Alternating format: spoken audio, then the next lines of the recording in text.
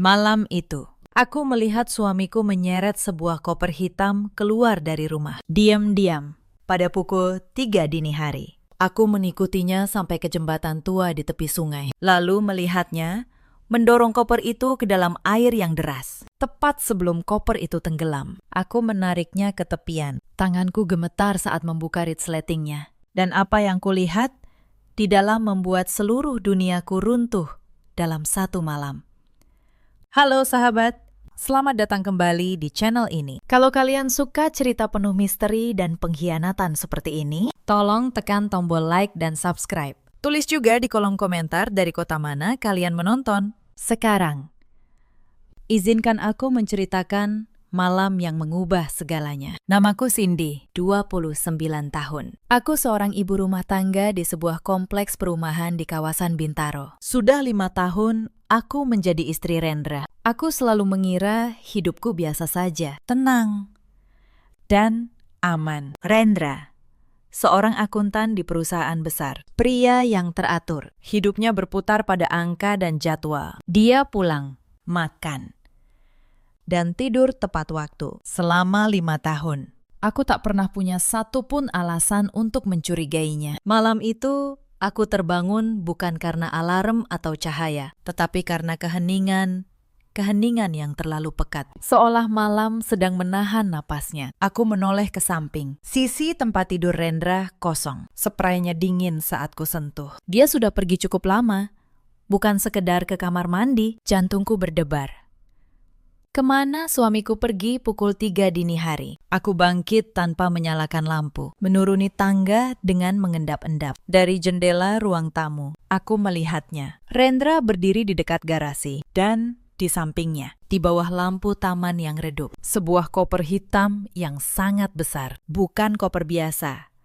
Koper kargo yang keras dan terlihat berat. Rendra memakai jaket gelap. Dia menoleh ke kiri dan kanan memastikan jalanan sepi, lalu mengangkat koper itu dan mulai menyeretnya. Rodanya berderit di atas paving. Dia tidak menuju gerbang depan, melainkan gerbang samping yang mengarah ke jalan setapak di belakang kompleks menuju sungai kecil di batas perumahan. Kenapa suamiku membawa koper seberat itu ke sungai? Apakah dia meninggalkanku atau menyembunyikan sesuatu? Aku tak bisa hanya menonton. Aku harus tahu. Aku menyambar jilbab instan, memakai sandal, dan menyelinap keluar lewat pintu belakang. Udara dingin menampar wajahku. Aku menjaga jarak, bergerak di antara bayang pepohonan, sekitar 50 meter di belakang Rendra. Apa yang kau lakukan? Rendra, selama 5 tahun, kau suami yang baik, sedikit kaku, tetapi penuh perhatian. Lalu kenapa malam ini terasa seperti aku mengikuti orang asing? Jalan setapak menurun menuju jembatan kayu tua. Arus sungai di bawahnya deras setelah hujan beberapa hari. Rendra berhenti di tengah jembatan, meletakkan koper, lalu menopang lututnya. Dia kelelahan. Koper itu jelas sangat berat. Aku bersembunyi di balik semak, beberapa meter dari pangkal jembatan. Rendra berdiri tegak, menatap air gelap di bawahnya. Terdiam hampir 1 menit penuh. Aku merasa waktu berhenti. Lalu dengan satu gerakan, tiba-tiba dia berjongkok, memposisikan koper di tepi jembatan, bersiap mendorongnya. Tepat saat itu, aku mendengar suara redam dari dalam koper, seperti sesuatu yang bergeser, atau erangan pelan yang tertahan. Jantungku berhenti. Apakah ada sesuatu yang hidup di dalam sana? Aku tidak berani melanjutkan pikiranku. Rendra pasti mendengarnya juga, karena dia sedikit terlonjat. Tetapi dia tidak ragu, dan dengan dorongan kuat, menjatuhkan koper hitam itu dari jembatan. 1 detik kemudian, terdengar suara cebur keras. Air memercik tinggi. Koper itu langsung tenggelam, ditarik beratnya sendiri dan arus yang kuat. Rendra tidak langsung pergi. Dia berdiri menatap titik di mana koper itu menghilang. Tangannya terkepal. Aku tak bisa melihat ekspresinya. Apa yang dia pikirkan? Penyesalan atau kelegaan. Lalu Rendra berbalik dan berjalan cepat ke rumah, bahkan tak menoleh ke belakang. Aku tetap bersembunyi sampai langkah kakinya hilang. Menunggu 5 menit lagi, memastikan dia tak akan kembali. Suara erangan itu terus terngiang. Aku harus melihat. Aku berlari ke tepi sungai, Mata liar mencari di permukaan air yang gelap. Lalu, aku melihatnya di bagian sungai yang menikung, sekitar 20 meter dari jembatan. Koper itu tersangkut di antara batu dan akar pohon tumbang. Tidak tenggelam sepenuhnya. Sebagian permukaannya masih terlihat. Aku tak peduli pada lumpur atau air dingin. Aku menyusuri tepi sungai yang licin, berpegangan pada akar pohon. Air sedingin es membasahi celanaku saat aku meraih gagang koper. Berat sekali.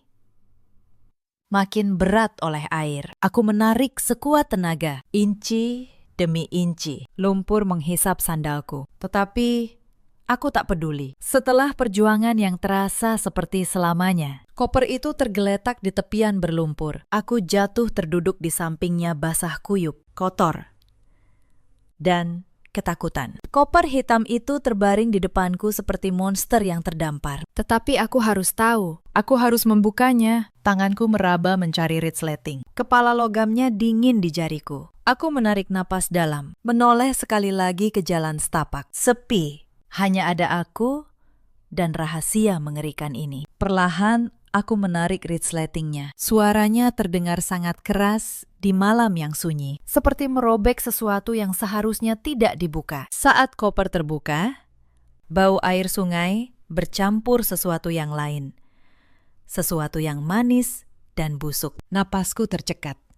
Apa yang kulihat membuatku gemetar. Aku hampir berharap itu mayat, sebab mayat masih bisa kupahami. Tetapi ini sesuatu yang lain. Sesuatu yang jauh lebih sakit. Isi koper itu adalah boneka. Puluhan boneka porselen antik berjajar rapi di kompartemen berlapis beludru. Mengenakan gaun kecil yang indah, dengan rambut keriting dan mata kaca yang menatap kosong ke langit malam. Tetapi ada yang salah, sangat salah. Setiap wajah boneka itu dirusak. Seseorang mengambil cat merah, mungkin cat kuku, dan mencoret wajah porselen mereka. Garis merah kasar di atas mata, di atas mulut yang tersenyum kaku. Seolah seseorang mencoba membutakan mereka. Aku merasakan mual, tetapi bukan itu yang membuat jantungku berhenti. Di leher setiap boneka tergantung kalung benang, dan di setiap kalung tergantung foto kecil yang dilaminasi. Foto-foto itu adalah fotoku. Jantungku seakan meledak. Itu foto-foto diriku diambil tanpa sepengetahuanku. Aku sedang tertidur. Aku sedang berbelanja memakai jilbab biru. Aku sedang menyiram tanaman.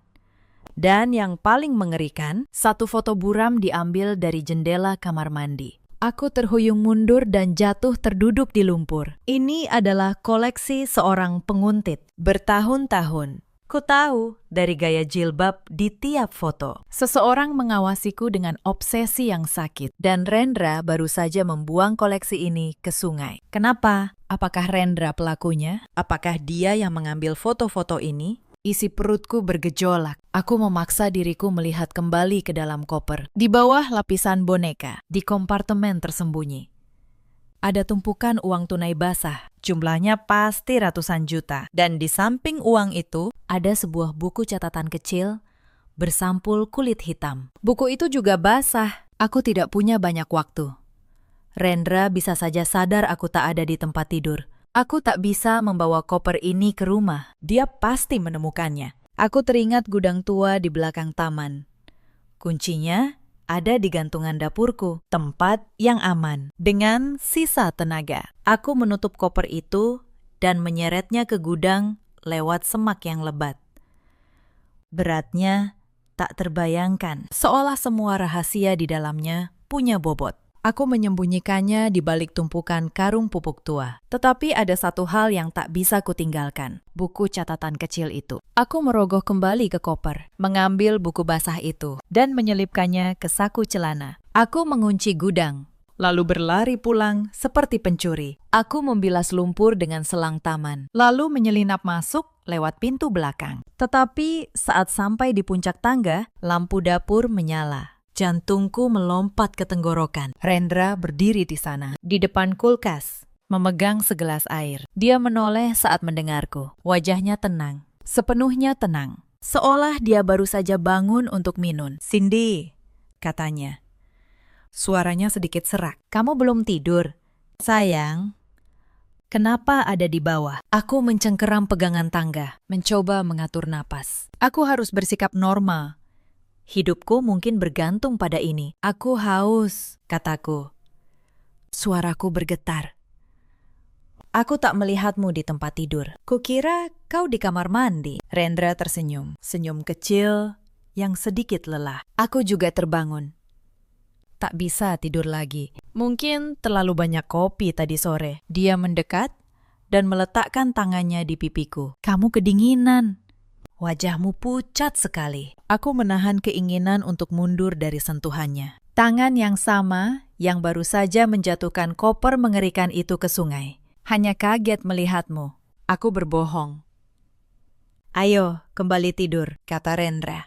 Dia mematikan lampu, dan kami naik ke kamar. Aku membiarkan dia berjalan di depan, menatap punggung yang sama yang kulihat di jembatan. Apakah pria ini penguntit, atau dia menyembunyikan koper untuk orang lain, jika dia pelakunya? Kenapa membuang trofinya? Dan jika bukan, lalu siapa dan kenapa Rendra terlibat? Malam itu, aku tidak tidur sedetik pun, tetapi aku tidak tahu, malam itu baru permulaan dari teror yang jauh lebih dalam. Aku menunggu 1 jam penuh, sampai napas Rendra teratur dan dalam, memastikan dia benar-benar tertidur. Lalu aku membawa ponsel dan buku catatan itu ke kamar mandi, mengunci pintu sepelan mungkin. Aku duduk di lantai dingin. Tanganku gemetar membuka buku bersampul kulit itu. Halamannya basah. Tintanya sedikit luntur, tetapi sebagian besar masih terbaca. Ini bukan buku harian, isinya sebuah daftar. Di halaman pertama, deretan nama wanita. Di samping tiap nama,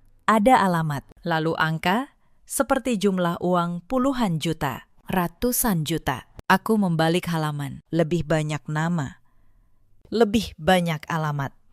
Sebagian besar tak kukenal. Lalu aku sampai di halaman terakhir yang terisi. Hanya ada 1 nama di sana. Sebuah nama yang aku kenal. Sebuah nama yang membuat darahku membeku. Nama itu adalah Laras. Sahabatku, Laras yang meninggal setahun lalu. Penyebab kematiannya resmi adalah kecelakaan mobil tunggal. Remblong di jalan menurun.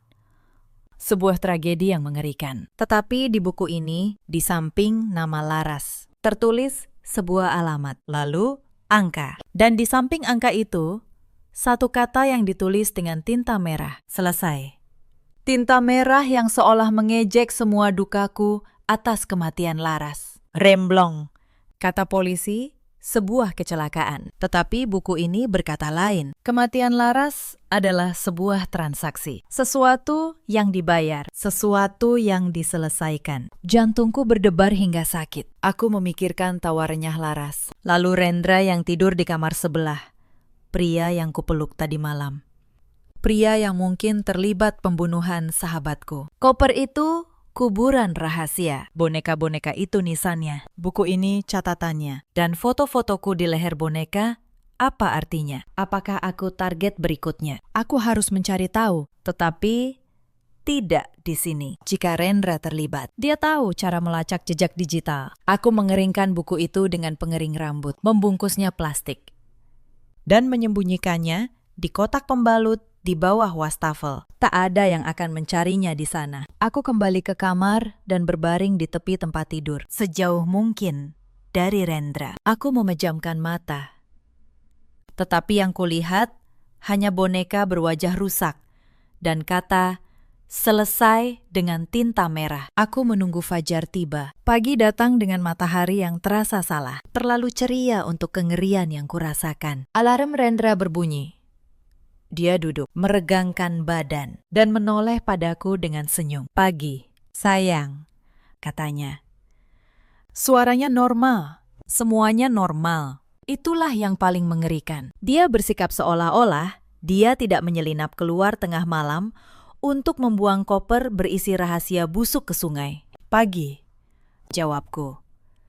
Berusaha agar suaraku tidak bergetar. Saat Rendra mandi, aku cepat berganti pakaian, memilih gamis sederhana dan jilbab biru tua. Aku harus keluar. Aku butuh jawaban. Ketika Rendra keluar dari kamar mandi, aku sudah rapi. Mau kemana pagi-pagi begini? Tanyanya sambil mengeringkan rambut. Aku mau ke pengajian di rumah Bu Ai. Aku berbohong. Itu kebohongan yang masuk akal. Aku memang sering ke pengajian. Mungkin sekalian mampir ke pasar. Mau aku antar? Tanyanya. Tidak perlu. Aku menjawab terlalu cepat. Aku menarik napas. Kamu kan harus bersiap ke kantor. Aku bisa pesan ojek. Rendra menatapku sejenak. Aku merasa seperti sedang di bawah mikroskop. Kamu yakin? Kamu terlihat pucat, sayang. Aku memaksakan senyum dan keluar. Tetapi aku tidak memesan ojek. Aku berjalan kaki keluar kompleks, memastikan tak ada yang mengikuti. Aku naik angkot ke pusat kota, lalu masuk ke sebuah warung internet tua di lantai 2 ruko. Tempat berisik, di mana tak ada yang memperhatikanku. Aku membayar 1 jam di bilik paling sudut. Aku sudah menghafal 3 nama pertama dari buku itu, jadi tak perlu membawanya. Nama pertama, Karina Dewi, aku mengetiknya. Dan hasilnya langsung muncul. Artikel berita setahun lalu. Karina Dewi, 28 tahun. Pemilik butik sukses. Ditemukan tewas di apartemennya. Penyebab resmi keracunan gas dari kebocoran pemanas air. Tidak ada tanda kekerasan. Kecelakaan murni. Jantungku mencelos. Kebetulan, kataku. Aku mengetik nama kedua, Bunga Wulandari. 9 bulan lalu, pewaris muda jatuh dari balkon lantai 20 saat pesta ulang tahunnya. Saksi bilang dia mabuk. Polisi menganggapnya kecelakaan. Aku merasa mual. Ini bukan kebetulan. Aku mengetik nama ketiga, Riana Halim. 6 bulan lalu, kecelakaan tunggal merenggut nyawa desainer interior. Mobilnya keluar jalur di jalan tol sepi pada malam hari. Rem blong, sama persis seperti Laras. Aku bersandar. Gemetar.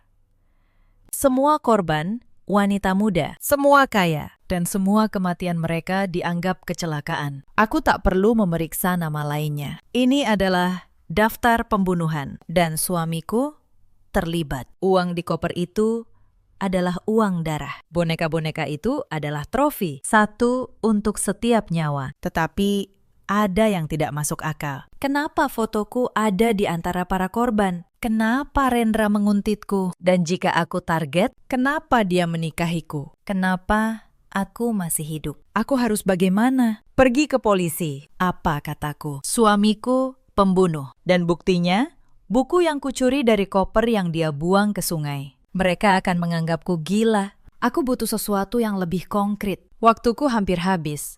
Aku mulai menutup semua jendela dan menghapus riwayat pencarianku. Saat itulah aku melihatnya, notifikasi email di ponselku yang kuletakkan di sebelahku. Aku sengaja tidak menyalakannya, tetapi aku lupa mematikan datanya. Email itu dari pengirim tak kukenal. Alamatnya hanya huruf dan angka acak. Subjeknya, kamu lupa sesuatu, Cindy. Jantungku berhenti. Bagaimana mereka tahu namaku? Dengan tangan gemetar, aku membuka email itu. Isinya 1 foto berkualitas tinggi. Sebuah boneka porselen yang belum pernah kulihat. Wajahnya masih utuh dan cantik. Memakai replika jilbab biru. Jilbab yang sama persis dengan yang kupakai saat itu juga. Di bilik warnet. Napasku tercekat. Aku melihat ke sekeliling. Tidak ada kamera. Hanya jalanan ramai di luar jendela. Lalu, email kedua masuk. Subjeknya, jangan berbalik. Aku membeku. Ketakutan murni melumpuhkanku. Siapapun ini, mereka bukan hanya Rendra. Mereka tahu apa yang kulakukan. Mereka tahu di mana aku. Mereka sedang mengawasiku saat itu juga. Aku menutup email itu, tetapi tidak menghapusnya. Aku butuh bukti. Aku mematikan data. Berjalan ke kasir. Membayar tanpa kontak mata. Lalu menuruni tangga. Aku tidak berani berbalik. Begitu sampai di jalanan ramai, aku tahu jilbab biru ini kini target di punggungku. Aku bergegas ke pedagang kaki 5 penjual jilbab. Jilbab hitam, yang instan. Kataku, menyerahkan uang dan pergi tanpa meminta kembalian. Aku berlari ke gang sempit, menemukan musala kecil. Di tempat wudhu, aku cepat mengganti jilbab dan mencuci wajahku. Lalu, aku membuang jilbab biru itu ke tempat sampah. Aku merasa sedikit lebih aman. Tetapi, Itu hanya ilusi. Mereka tahu wajahku. Jika aku menghilang, Rendra akan curiga. Ironisnya, rumah adalah tempat paling berbahaya. Sekaligus, satu-satunya tempat aku bisa mencari jawaban. Aku harus kembali, tetapi lebih pintar. Aku harus memakai topeng, sama seperti Rendra. Aku naik angkot dengan rute berputar-putar, memastikan tak ada yang membuntuti. Setelah 1 jam, aku tiba di kompleks. Rumah itu terlihat normal. Terlalu normal, Mas Rendra. Panggilku saat masuk. Di ruang kerja. Sayang, jawab suaranya. Jantungku sedikit tenang. Setidaknya aku tahu di mana dia. Pintu ruang kerja sedikit terbuka. Rendra sedang panggilan video memakai headset. Dia melihatku, tersenyum, melambai. Lalu kembali fokus ke layar. Inilah pria itu. Akuntan di siang hari, entah apa di malam hari. Dia pandai memakai topeng. Sama pandainya menjadi suami penuh perhatian. Pria yang membuatkanku teh jahe saat aku masuk angin. Bagaimana mungkin dia juga monster yang membuang koper boneka korban ke sungai? Rendra menyelesaikan panggilannya dan melepas headset. Cepat sekali, katanya. Kukira pengajiannya sampai sore. Aku sudah menyiapkan jawaban. Tiba-tiba aku pusing sekali. Mungkin kurang tidur. Jadi aku pulang saja. Dia berdiri. Wajahnya menunjukkan keprihatinan. Dia meletakkan punggung tangannya di dahiku. Kamu tidak demam? Tapi kamu pucat. Lalu matanya menyipit. Kenapa ganti jilbab? Yang tadi pagi kan biru. Pertanyaan itu menghantamku seperti pukulan. Dia tahu. Tentu saja. Dia memperhatikan segalanya. Aku menelan ludah. Oh, itu. Tadi di angkot ada anak kecil muntah kena jilbabku. Jadi, aku beli yang baru. Kebohongan itu meluncur begitu saja. Dan aku terkejut betapa mudahnya. Rendra mengangguk perlahan. Matanya menatapku seolah mencari sesuatu. Ya sudah, istirahat saja di kamar. Aku ada 1 panggilan lagi. Aku pergi ke kamar. Tetapi tidak tidur. Aku mendengar Rendra kembali berbicara di ruang kerjanya. Panggilan konferensi. Ini kesempatanku. Aku harus menemukan sesuatu yang menjelaskan foto-fotoku. Aku kembali ke ruang kerja Rendra. Pintunya tertutup, tetapi tidak dikunci. Rendra tidak ada di sana. Suaranya terdengar dari lantai bawah. Aku punya beberapa menit. Semuanya tertata rapi. Aku memeriksa laci meja. Terkunci. Komputernya dilindungi kata sandi. Aku frustrasi. Saat hendak berbalik, mataku tertuju pada sebuah lukisan pemandangan sawah yang sedikit miring di dinding. Bingkainya longgar di satu sisi. Aku menggesernya. Di baliknya, tertanam di dinding. Ada brankas digital kecil. Inilah tempat Rendra menyimpan rahasia sebenarnya. Aku menyentuh papan ketiknya. Butuh kode. Aku mencoba tanggal ulang tahun Rendra. Gagal. Tanggal pernikahan kami. Gagal. Langkah kaki di tangga Rendra kembali. Tanggal apa yang akan dia sembunyikan? Pikiranku melompat ke tanggal kematian Laras. 14 Februari, setahun lalu. Aku mengetik 6 angka itu. 140224. Suara klik pelan itu adalah suara termanis yang pernah kudengar. Pintu brankas terbuka. Di dalamnya tidak ada uang. Tidak ada boneka. Hanya dokumen. Tumpukan paspor. Paspor pertama milik Rendra, dengan nama berbeda dan foto berkumis. Paspor kedua juga Rendra, dengan kacamata. Paspor ketiga membuat jantungku seakan direnggut dari dadaku. Paspor ketiga adalah milikku. Fotoku.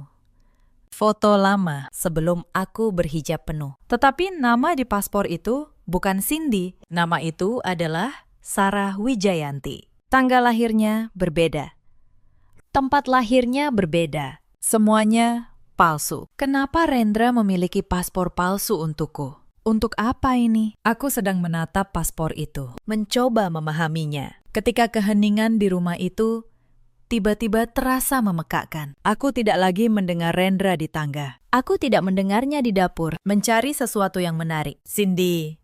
Suara Rendra datang dari belakangku. Tenang, dingin. Bukan suara suamiku. Paspor itu jatuh dari tanganku. Aku berbalik. Rendra berdiri di ambang pintu. Topengnya telah lepas. Wajahnya yang familiar kini asing. Matanya kosong.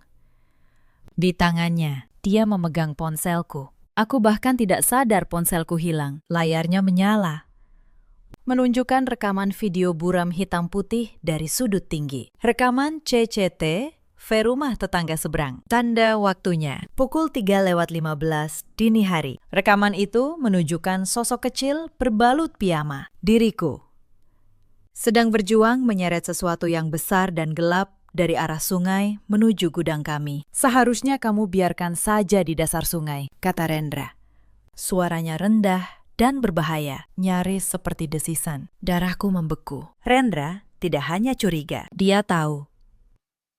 Dia tahu segalanya. Rendra menghela napas. Dia memasukkan kedua ponsel ke sakunya, menutup pintu ruang kerja, dan memutar kuncinya. Bunyinya seperti vonis. Duduk.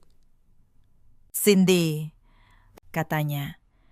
Itu bukan permintaan. Aku terduduk di kursi tamu di depan mejanya. Rendra menjulang di depanku. Aku melihat sesuatu yang baru di matanya. Bukan hanya amarah, tetapi juga kepanikan. Kamu sama sekali tidak tahu apa yang sudah kamu lakukan, katanya pelan. Aku melihat buku catatan itu. Rendra, kataku. Suaraku hampir desisan. Laras. Kamu membunuh Laras. Aku tidak membunuh siapapun. Rendra membentak. Aku seorang akuntan. Aku membersihkan angka. Aku memindahkan aset. Aku membereskan masalah. Karina, Bunga, Riana.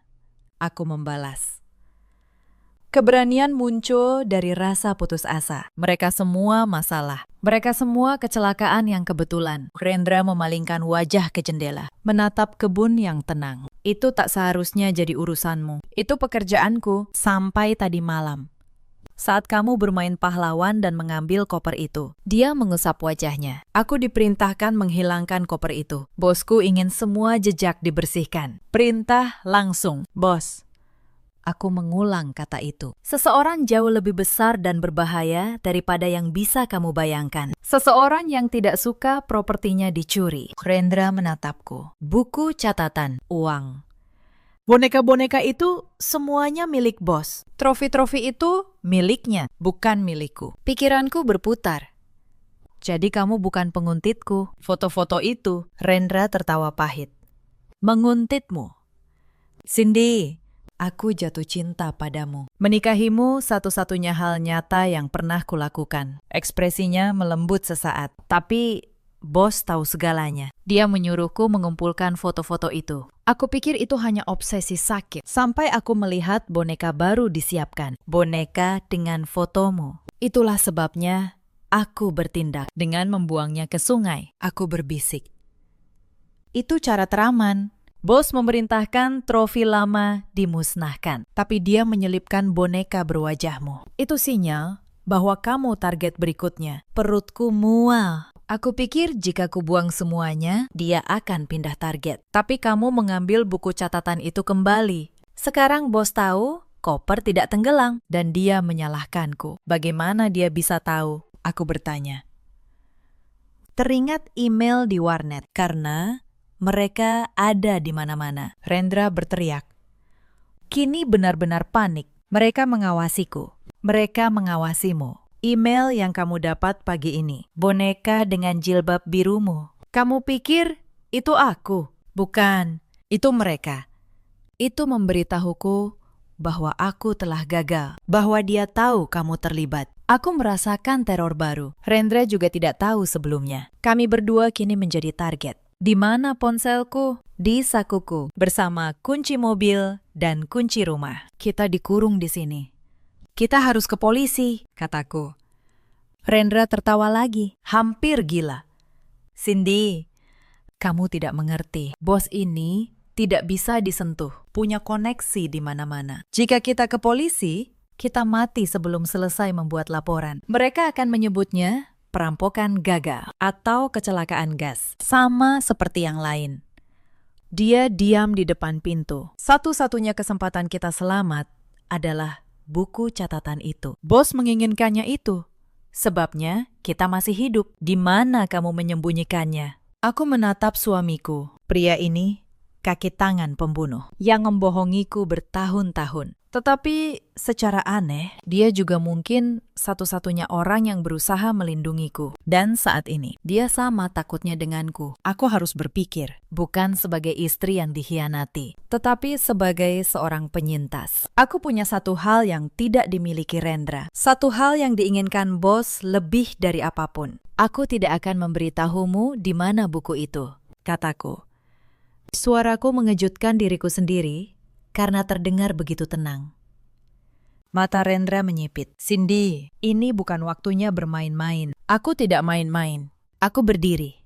Nyawamu bergantung pada buku itu. Itu artinya, nyawamu bergantung padaku. Aku tidak akan menyerahkan satu-satunya senjataku sampai kamu memberitahuku segalanya, tanpa kebohongan lagi. Siapa bos ini? Rendra menatapku lama. Dia melihat ketakutanku, tetapi juga tahu aku tidak akan goyah. Dia menghela napas kalah dan menjatuhkan diri di kursinya. Saat dia menurunkan tangan dari wajahnya, dia terlihat 10 tahun lebih tua. Ibu Hartini, katanya.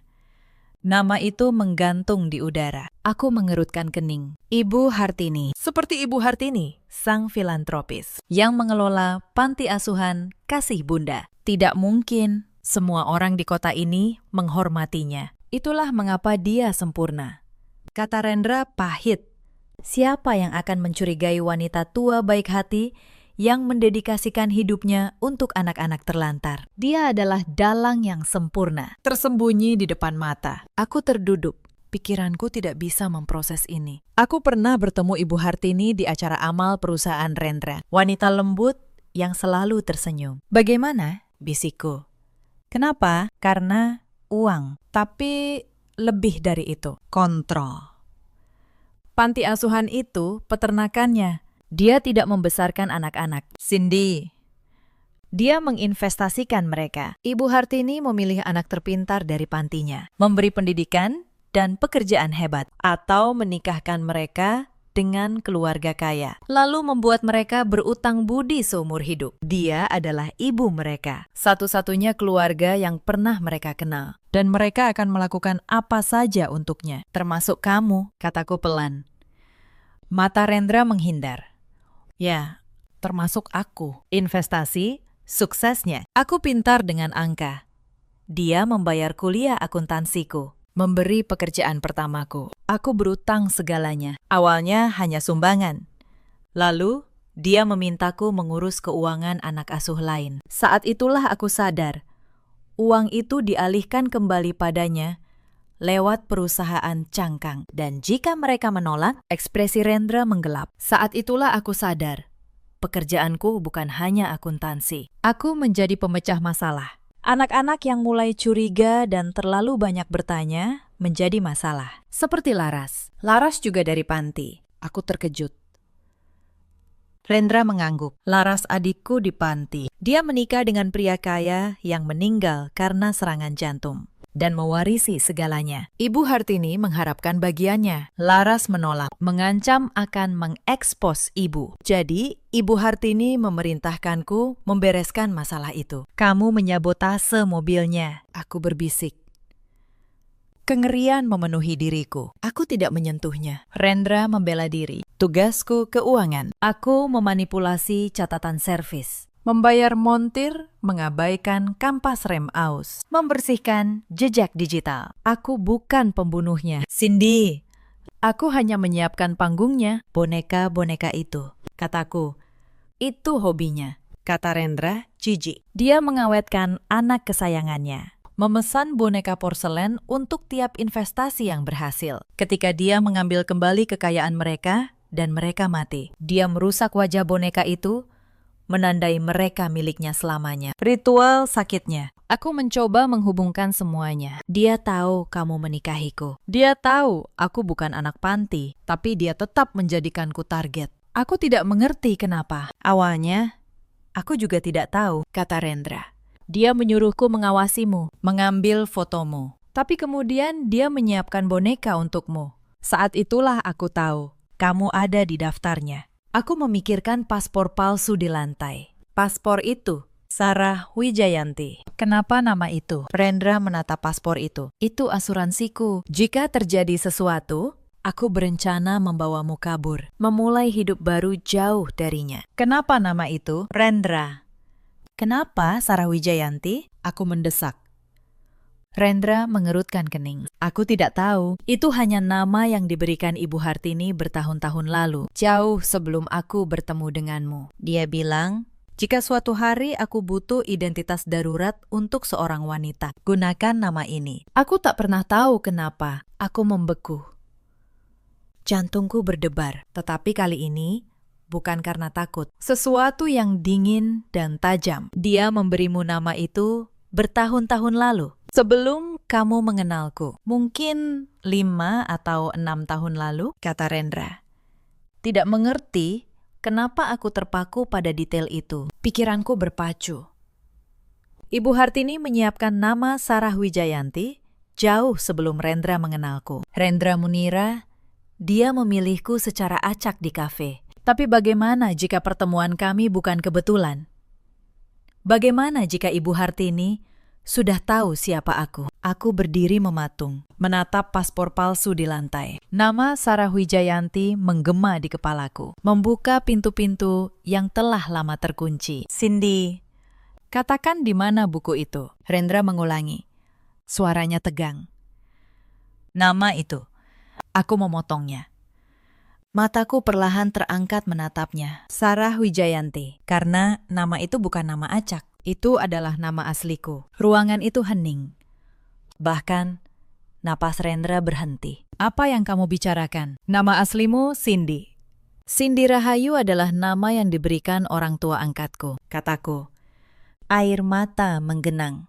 Sebelum aku diadopsi, aku tinggal di panti asuhan. Hanya sebentar. Aku tidak ingat banyak, hanya ingat mereka memanggilku Sarah. Rendra mundur selangkah, seolah aku baru menamparnya. Wajahnya pucat pasi. Tidak. Tidak mungkin. Aku di panti asuhan Kasih Bunda. Lanjutku. Potongan puzzle menyatu dengan kecepatan mengerikan. Aku di sana sampai umur 5 tahun. Lalu, sebuah keluarga mengadopsiku dan memberiku nama baru. Rendra bersandar ke dinding. Terlihat mual. Kasih Bunda, dia mengulang.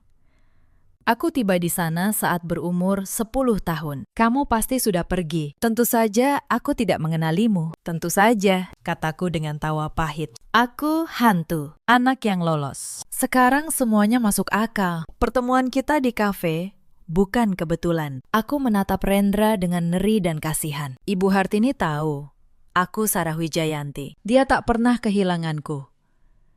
Dia mengawasiku selama ini. Rendra menggelengkan kepala, menolak percaya.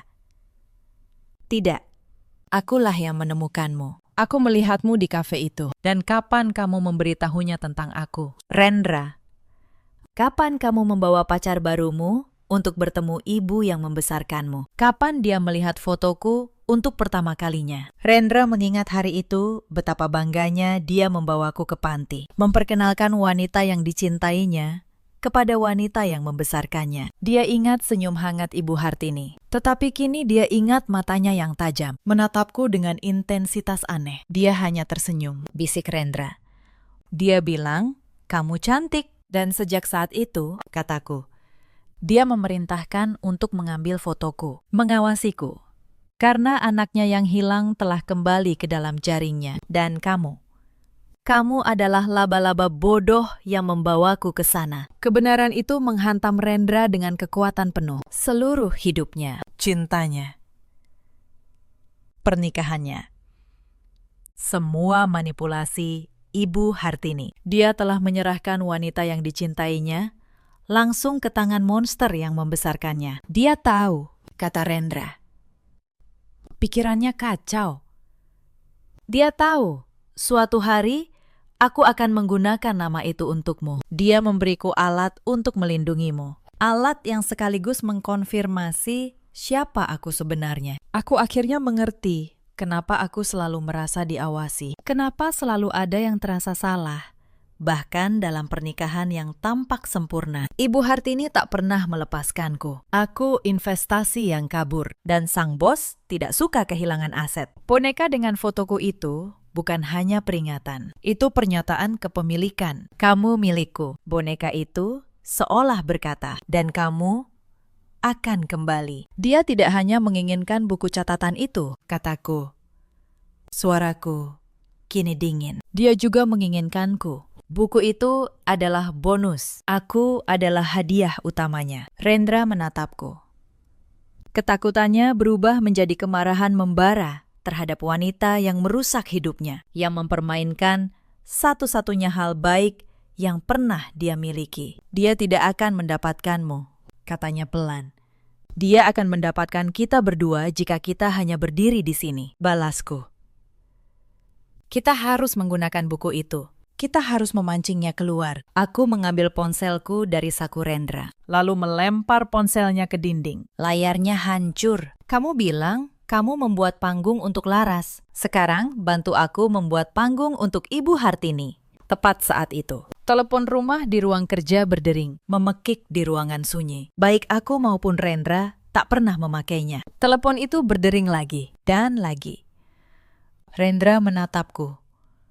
Aku mengangguk perlahan. Dengan tangan gemetar, dia mengangkat gagang telepon tanpa berkata apa-apa. Keheningan di seberang sana. Lalu sebuah suara terdengar, lembut, keibuan, penuh kekecewaan. Suara Ibu Hartini. "Rendra, anakku," katanya. Suaranya seperti beludru dingin. "Ibu kecewa. Permainan petak umpetmu ini sangat tidak dewasa. Ibu tahu kamu memiliki buku catatan ibu. Dan ibu tahu Sarah ada bersamamu." Jantung Rendra serasa berhenti. Dia tahu nama asliku. Waktu bermain sudah selesai. "Rendra," lanjut suara itu. "Sarah, pulang pada ibu dan bawa buku catatan ibu sekarang. Atau koper itu bukan satu-satunya yang tenggelam di sungai malam ini. Ibu menunggu kalian di tempat semuanya bermula." Telepon ditutup. Suara klik itu terasa lebih keras daripada ledakan. Rendra menatapku. Matanya terbelalak ngeri. "Dia tahu nama aslimu. Dia akan membunuh kita." "Tentu saja," kataku. Menolak panik. Anehnya, sekarang setelah semuanya terbuka, sebagian diriku merasa tenang. Musuhku punya nama dan wajah, dan dia baru saja membuat kesalahan. Mengira aku masih korban yang ketakutan. Dia menyebut tempat di mana semuanya bermula, kataku. Hanya ada satu tempat yang cukup puitis untuknya. Jembatan. Tempat kamu membuang koper itu, kita pergi ke sana. Sesuai kemauan kita. Aku mengambil ponselku. Baterainya masih cukup.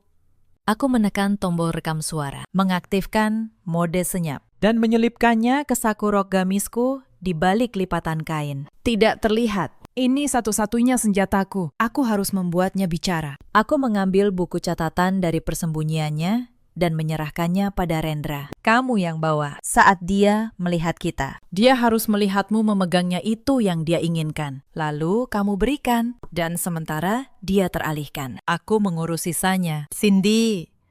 Ini Ibu Hartini. Rendra membantah. Dia dikelilingi pengawal. Dan kamu adalah anaknya. Dia tidak akan mengharapkanmu melakukan apapun selain gemetar ketakutan. Kataku tajam. Gunakan itu. Kami keluar seperti pasangan yang hendak jalan-jalan malam, lalu masuk ke mobil. Rendra menyetir. Perjalanan ke jembatan terasa seperti selamanya, tanpa ada yang bicara. Aku mengatur nafas dan mengulang rencanaku. Rekaman ini satu-satunya kesempatan kami sebelum keluar dari rumah. Rendra mengambil sesuatu kecil dari laci ruang kerja. Sebuah pisau lipat kecil untuk membuka kotak. Benda ini selalu lolos pemeriksaan, katanya. Aku mengangguk. Masukkan ke sepatumu. Kami tiba di taman dekat sungai. Lampu menerangi jalan setapak yang sepi. Dia di sana, bisik Rendra. Di tengah jembatan kayu berdiri 3 sosok.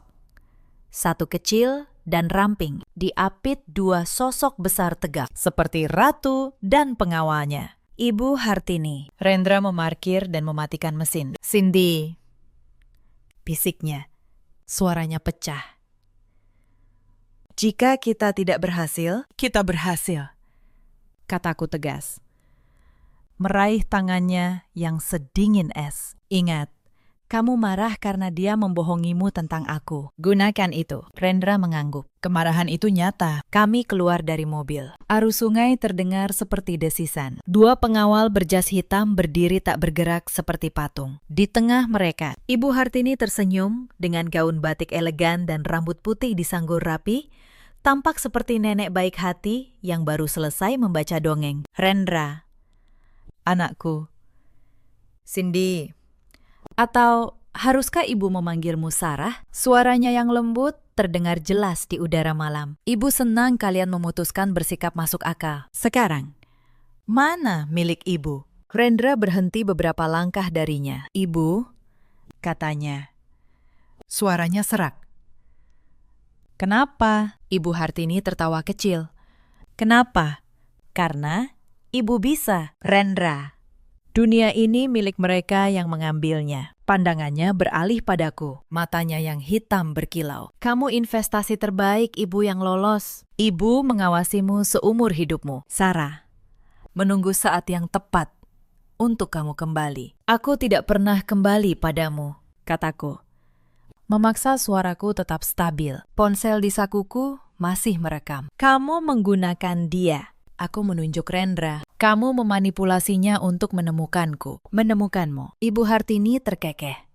Sarah sayang, itu bagian paling lucu. Dia menatap Rendra dengan pura-pura kasihan. Rendra tidak menemukanmu secara kebetulan. Ibu tahu di mana kamu bekerja? Kafe mana yang kamu datangi setiap Jumat? Ibu yang mengirimnya ke sana. Aku merasakan Rendra menegang. Ibu yang mengatur pertemuan kalian. Lanjut Ibu Hartini, menikmati momen itu. Cintanya padamu, itu ciptaan ibu. Sama seperti ibu menciptakan karirnya, kematian Laras, dan kematian kalian berdua nanti. Rendra bergetar. Kebenaran itu terlalu berat. Satu-satunya hal nyata dalam hidupnya adalah kebohongan terbesar. Cukup, kata Ibu Hartini. Senyumnya memudar. Bukunya, Rendra, sekarang. Dengan gerakan seperti robot. Rendra merogoh saku jaketnya. Dia mengeluarkan buku catatan hitam itu. Dia mengulurkannya. Ibu Hartini mengulurkan tangannya yang kurus. Wajahnya penuh kemenangan. Saat itulah aku bertindak. Bukan menyerang Ibu Hartini, aku berteriak. Rendra. Tidak. Dan melemparkan diri ke arahnya. Seolah mencoba menghentikannya. Menyerahkan buku itu. Itu pengalihan saat menabrak Rendra. Aku berbisik cepat. Sekarang. Rendra memahami ini. Pertaruhan terakhir kami. Dia tidak menyerahkan buku itu. Sebaliknya, dia melemparkannya jauh ke sungai. Tidak. Ibu Hartini menjerit. Saat para pengawal, refleks menoleh ke buku yang terbang. Rendra berteriak sekuat tenaga. Polisi. Mereka sudah mengepung kita. Kekacauan meledak. Dua pengawal itu membeku sejenak, menoleh mencari sirine. Mata mereka mengikuti buku hitam yang melayang sebelum jatuh dengan cebur pelan ke air sungai yang deras. Buku itu lenyap di telan kegelapan. Tidak. Jeritan Ibu Hartini bukan lagi jeritan manusia. Itu raungan kemarahan seekor binatang. Wajah keibuannya telah benar-benar lepas, digantikan oleh topeng kebencian murni. Bodoh, kau bodoh. Rendra, para pengawal sadar dari kebingungan. Lari. Cindy. Rendra mendorongku ke pangkal jembatan, tetapi aku tersandung. Pengawal kedua yang lebih besar mengabaikan Rendra dan mengejarku. Tahu siapa target yang lebih lemah. Rendra akuntan, bukan petarung. Tetapi malam ini, dia pria yang tak punya apa-apa lagi. Dia meraung, menabrakkan bahunya ke lutut pengawal kedua. Pengawal pertama mencengkeramnya dari belakang. Rendra meraih pisau lipat di sepatunya, mengayunkannya ke belakang. Pengawal itu menjerit dan melepaskan cengkeraman. Rendra berbalik, terengah-engah. Memegang pisau kecil itu di depan dua pengawal yang marah. Pemandangan menyedihkan. Pisau kotak kecil melawan dua pria terlatih. Ibu Hartini menyaksikan semua ini dengan mata menyipit. Bukunya hilang. Rencananya berantakan. Kalian pikir ini sudah berakhir? Dia tak lagi berteriak. Suaranya kembali tenang. Ketenangan yang mematikan. Ini belum berakhir sampai ibu bilang berakhir. Dia merogoh tas tangannya yang elegan dan mengeluarkan sesuatu yang kecil, hitam, dan berkilau. sebuah pistol. Para pengawal mundur selangkah, memberi jalan bagi ratu mereka. Ibu, jangan. Mata Rendra terbelalak. Jangan panggil aku ibu, bentak Hartini. Kamu bukan anakku lagi. Kamu kegagalan. Dia mengangkat pistol, bukan ke Rendra, melainkan lurus padaku. Kamu, Sara Wijayanti, hantu kecilku, seharusnya aku menenggelamkanmu di sungai ini saat aku punya kesempatan. Aku mundur selangkah, jantungku seakan berhenti. Rekaman itu masih berjalan. Aku harus membuatnya terus bicara, tetapi aku tidak bisa bersuara. Kamu mengambil segalanya dariku. Lanjut Hartini. Suaranya seperti desisan ular. Kamu kembali. Kamu meracuni Rendra. Dan kamu mengambil bukuku, bukan dia. Rendra berteriak, berdiri di antara dua pengawal. Terluka, tetapi masih berdiri. Itu aku. Aku yang mengambilnya. Aku yang membuangnya. Bunuh aku. Biarkan dia pergi. Ibu Hartini menoleh ke Rendra. Senyum tipis mengerikan di bibirnya. Rendra, kamu masih tidak mengerti. Membunuhmu itu bukan hukuman. Itu hadiah. Hukuman sebenarnya adalah melihat dia mati lebih dulu. Dia mengarahkan pistol kembali padaku. Aku terpojok di pagar jembatan. Punggungku menyentuh kayu dingin. Waktu seakan melambat. Aku melihat jari kurus Hartini mulai menekan pelatuk. Aku memejamkan mata, memeluk ponsel di sakuku. Suara tembakan itu memekakkan telinga, memantul di antara pepohonan dan permukaan air. Aku membuka mata. Tidak ada sakit di depanku. Rendra berdiri membelakangiku. Dalam sepersekian detik tadi, dia menerjang ke depan. Bukan untuk menyerang, tetapi untuk berdiri di depanku sebagai perisai. Rendra menatapku. Matanya terbelalak. Lalu, dia melihat ke bawah. Sebuah lubang kecil, rapi, dikelilingi warna merah yang cepat melebar. Muncul di tengah kemejanya. Peluru itu menembus punggung dan keluar lewat dadanya. Rendra. Tanganku terulur. Dia terbatuk, darah menyembur dari bibirnya. Lalu, dia tersenyum-senyum aneh dan berdarah. Tetapi senyum Rendra yang asli, yang kukenal. Dia tidak mendapatkanmu, bisiknya. Lalu lututnya tertekuk, dan dia ambruk ke pelukanku. Tidak. Rendra. Aku menangkap tubuh suamiku yang terkulai. Aku jatuh berlutut, memeluknya.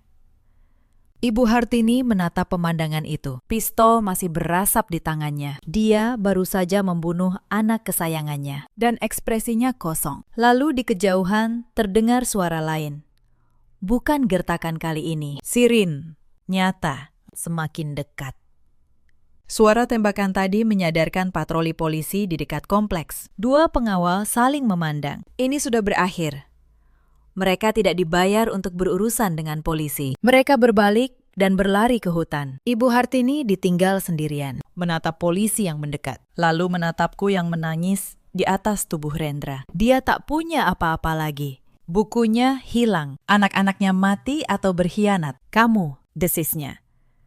Kamu, Sarah. Dia mengangkat pistol lagi. Tak peduli pada polisi. Dia akan menyelesaikan apa yang dia mulai. Terhuyung ke depan, mengarahkan pistol ke kepalaku yang menunduk. Tetapi saat melangkah, Hartini tidak memperhatikan pijakannya. Dia tersandung, mungkin genangan darah Rendra. Mungkin kakinya yang tua tak lagi kuat menopang kebenciannya. Dia tersandung tepat di tepi jembatan, di pagar rendah yang sama tempat Rendra membuang koper itu. Keseimbangannya hilang. Dia mengayunkan tangannya.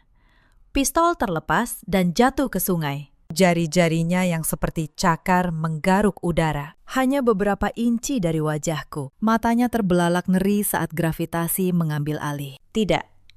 Jeritan terakhirnya terpotong suara cebur keras.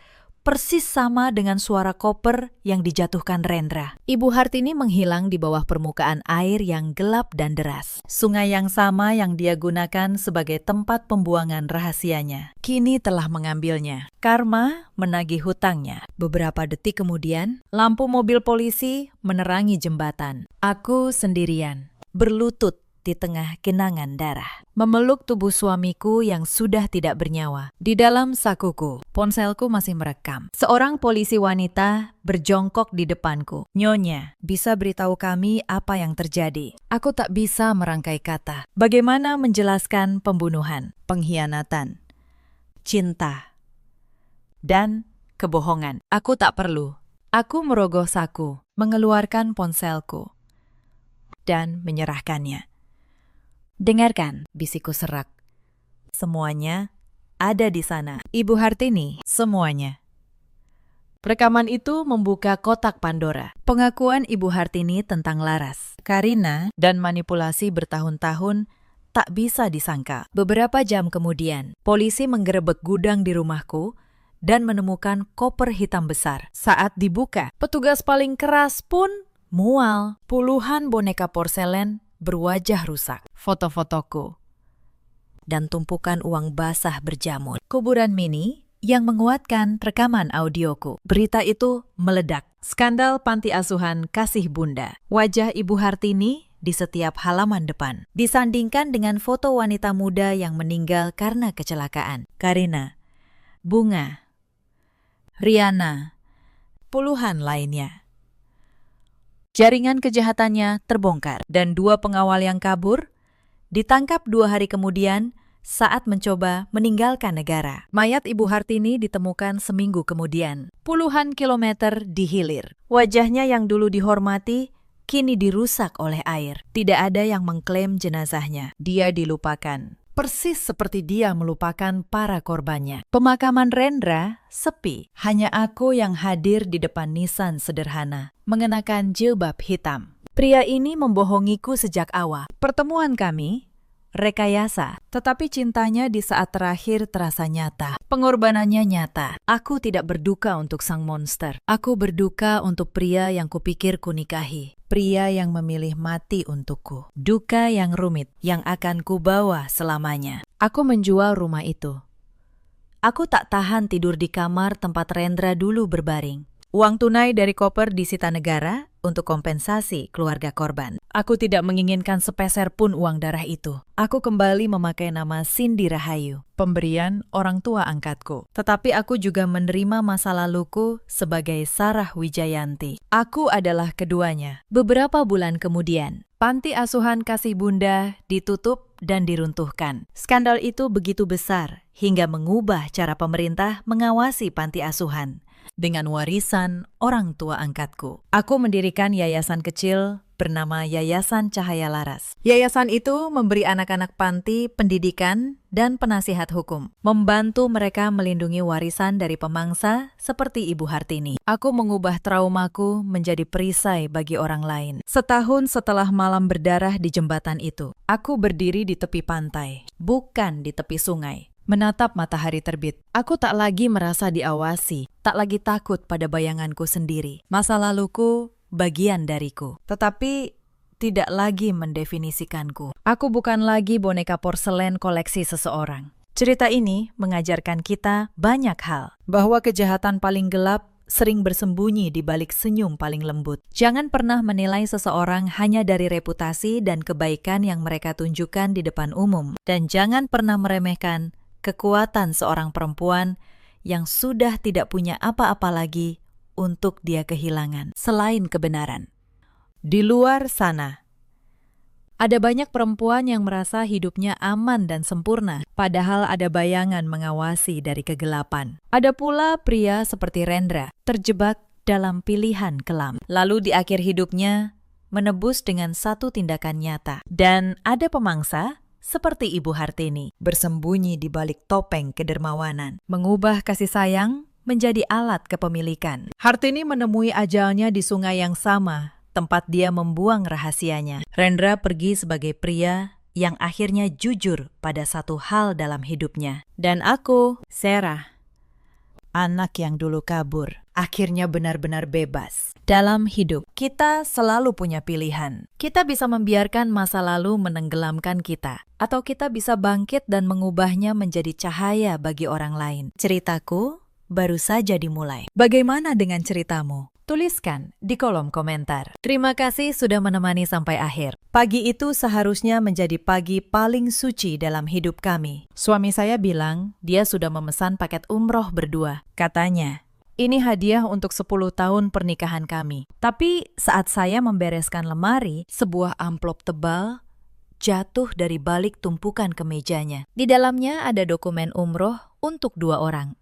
Nama saya tertera di sana. Tapi foto perempuan di sebelah nama saya, bukan wajah saya. Dia jauh lebih muda, tersenyum manis ke kamera. Suami saya berniat membawa perempuan itu ke tanah suci, memakai nama saya, memakai uang saya. Dia pikir, saya tidak akan pernah tahu. Dia salah, sangat salah. Karena 3 hari kemudian, saat mereka berdua sudah berdiri di bandara. Koper siap, paspor di tangan. Menunggu panggilan boarding ke tanah suci. Saya sudah menyiapkan sesuatu yang tidak akan pernah mereka lupakan seumur hidup.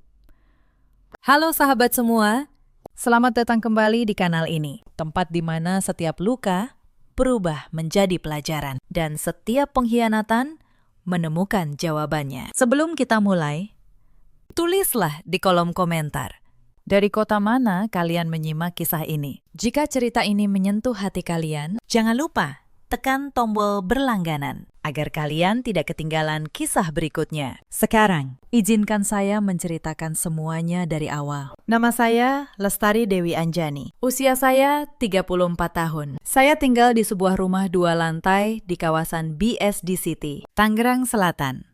Saya pemilik sebuah merek busana muslim. Namanya Anissa Modest. Saya yang membangunnya dari nol 10 tahun lalu. Hanya dengan modal 5 juta rupiah dari tabungan saya sendiri. Dulu saya menjahit sendiri di kamar kontrakan sempit. Saya memotret produk dengan ponsel butut. Saya membalas pesan pelanggan sampai larut malam. Sekarang, Anissa Modest punya 40 karyawan, punya gudang sendiri. Omsetnya miliaran setiap bulan. Saya bukan perempuan yang manja. Saya bukan perempuan yang lemah. Saya perempuan yang tahu betul nilai dari setiap rupiah. Karena saya pernah merasakan tidak punya apa-apa. Suami saya bernama Reza Pratama. Usianya 37 tahun. Kami menikah 10 tahun lalu, saat saya masih merintis usaha. Saat itu, Reza hanya pegawai biasa di sebuah toko. Gajinya kecil, tapi saya mencintainya. Saya pikir dia laki-laki yang sederhana dan setia. Setelah bisnis saya berkembang, saya mengajaknya bergabung. Saya angkat dia menjadi manajer operasional di perusahaan saya sendiri. Saya beri dia gaji yang layak. Saya beri dia mobil. Saya beri dia jabatan. Saya pikir dengan begitu, dia akan merasa dihargai. Saya pikir kami sedang membangun sesuatu bersama. Saya tidak tahu bahwa di balik senyumnya, dia menyimpan rasa yang berbeda. Kami belum dikaruniai anak, sudah 10 tahun. Itu luka tersendiri bagi saya. Berkali-kali kami memeriksakan diri ke dokter. Hasilnya selalu sama. Tidak ada yang salah, kata mereka. Hanya belum waktunya. Reza dulu selalu menguatkan saya. Dia memeluk saya saat saya menangis di kamar mandi. Dia bilang, anak bukan satu-satunya alasan kita bersama. Entah sejak kapan, kata-kata itu berhenti. Ibu mertua saya, Bu Yati, tinggal tidak jauh dari kami. Beliau perempuan berusia 60 tahun. Sejak awal, beliau tidak pernah benar-benar menerima saya. Di matanya, saya hanyalah perempuan yang terlalu sibuk bekerja. Perempuan yang tidak bisa memberi cucu. Perempuan yang, menurutnya, membuat anaknya hanya menjadi bawahan istrinya sendiri. Beliau sering berkata dengan nada yang menusuk bahwa laki-laki sejati tidak pantas bekerja di bawah perintah istri. Saya selalu diam. Saya pikir waktu akan mengubah semuanya. Saya keliru. Sekitar 2 bulan sebelum kejadian itu, saya mulai merasakan ada yang berubah pada Reza. Dia mulai sering pulang malam. Alasannya selalu sama, lembur, bertemu klien, rapat mendadak. Padahal saya pemilik perusahaan. Saya tahu betul jadwal rapat kami. Tidak ada rapat yang berlangsung sampai tengah malam. Beberapa kali saat dia tidur, saya mencium aroma parfum perempuan menempel di kemejanya. Aroma bunga yang manis, bukan aroma yang biasa saya pakai. Saya pernah bertanya, sekali saja. Dengan hati-hati. Saya tanya, dari mana aroma itu? Reza menjawab santai. Katanya, mungkin parfum rekan kerja yang berpapasan di lift. Lalu dia tersenyum, mencium kening saya, dan berkata bahwa saya terlalu banyak pikiran. Saya memilih percaya, karena saat itu saya belum siap untuk tidak percaya. Tapi hati seorang perempuan punya cara sendiri untuk tahu. Jauh sebelum matanya melihat bukti. Hari itu hari Minggu. Reza sedang keluar. Katanya main futsal dengan teman-temannya. Saya memutuskan membereskan lemari kami. Sudah lama saya ingin menyortir pakaian lama untuk disumbangkan ke panti. Tangan saya meraih tumpukan kemeja Reza yang sudah jarang dipakai. Saat saya mengangkatnya, sesuatu jatuh dari celah sempit antara lemari dan dinding. Sebuah amplop coklat tebal. Terlihat baru, tidak berdebu. Dahi saya berkerut dengan perasaan aneh. Saya membukanya. Isinya membuat napas saya berhenti sejenak. Dokumen perjalanan umroh untuk 2 orang. Keberangkatan 3 hari lagi. Tanggal 18 Desember. Paket VIP dengan harga 60 juta rupiah. Nama yang tertera, Reza Pratama dan Lestari Dewi Anjani. Tapi foto di samping nama saya, bukan saya. Perempuan dalam foto itu jauh lebih muda. Mungkin pertengahan 20-an. Rambutnya panjang, terurai. Senyumnya manis. Dibuat-buat manis. Tangan saya gemetar memegang dokumen itu. Saya terduduk di tepi ranjang. Pikiran saya berputar cepat. Saya mengingat-ingat 2 bulan terakhir. Reza yang sering pulang malam. Aroma parfum bunga itu. Senyumnya yang terasa semakin jauh. Semuanya mulai masuk akal. Semuanya. Perlahan. Menjadi jelas. Saya membuka ponsel. Saya periksa kalender. Tanggal 18 Desember. 3 hari lagi. Saya ingat percakapan kami seminggu lalu saat makan malam. Reza bilang ada perjalanan dinas ke Malaysia selama 9 hari. Proyek besar, katanya. Penting. Saya bahkan sempat menawarkan diri ikut. Sekalian liburan, kata saya. Tapi Reza menolak. Jadwalnya padat, katanya. Pertemuan bisnis yang menegangkan, katanya. 9 hari, sama persis dengan durasi paket umroh ini. Tidak ada dinas ke Malaysia. Yang ada hanyalah rencana membawa perempuan lain ke Tanah Suci. Dengan menyamar, memakai nama saya. Saya membuka isi amplop sampai habis. Ada itinerary lengkap 9 hari. Daftar hotel di Mekah dan Madinah. Voucher makan. Dan yang paling menyakitkan, formulir pendaftaran yang ditandatangani Reza sendiri, mencantumkan nama istri, Lestari Dewi Anjani. Sementara foto yang dilampirkan, jelas bukan wajah saya. Saya menutup mata sejenak. Anehnya, saya tidak menangis. Mungkin karena bagian dari diri saya sudah lama menduga ini. Mungkin karena di dalam dada saya, sesuatu yang lain mulai menyala. Bukan air mata, tapi ketenangan yang dingin. Saya bangkit, saya ambil laptop saya. Sebagai pemilik perusahaan dan pemegang seluruh keuangan rumah tangga, saya punya akses ke setiap rekening, termasuk rekening yang selama ini saya percayakan untuk dipegang Reza. Mata saya menyisir setiap transaksi dalam 2 bulan terakhir, dan saya menemukannya. Transfer 60 juta rupiah ke rekening atas nama Biro Perjalanan Umroh 10 hari yang lalu. Diikuti beberapa transaksi lain. Tiket pesawat domestik. Pemesanan hotel bintang 5 di Jakarta. Pembelian di butik perhiasan. Semua memakai uang dari rekening yang saya percayakan padanya. Uang dari bisnis yang saya bangun dengan keringat saya sendiri. Saya menarik napas panjang. Jadi begini caranya. Dia mengambil uang saya untuk membahagiakan perempuan lain. Dan dia berani memakai nama saya untuk pergi ke rumah Allah selama beberapa menit. Saya hanya duduk diam menatap layar. Lalu, saya membuka ponsel Reza yang tertinggal di meja nakas. Dia memang ceroboh hari itu.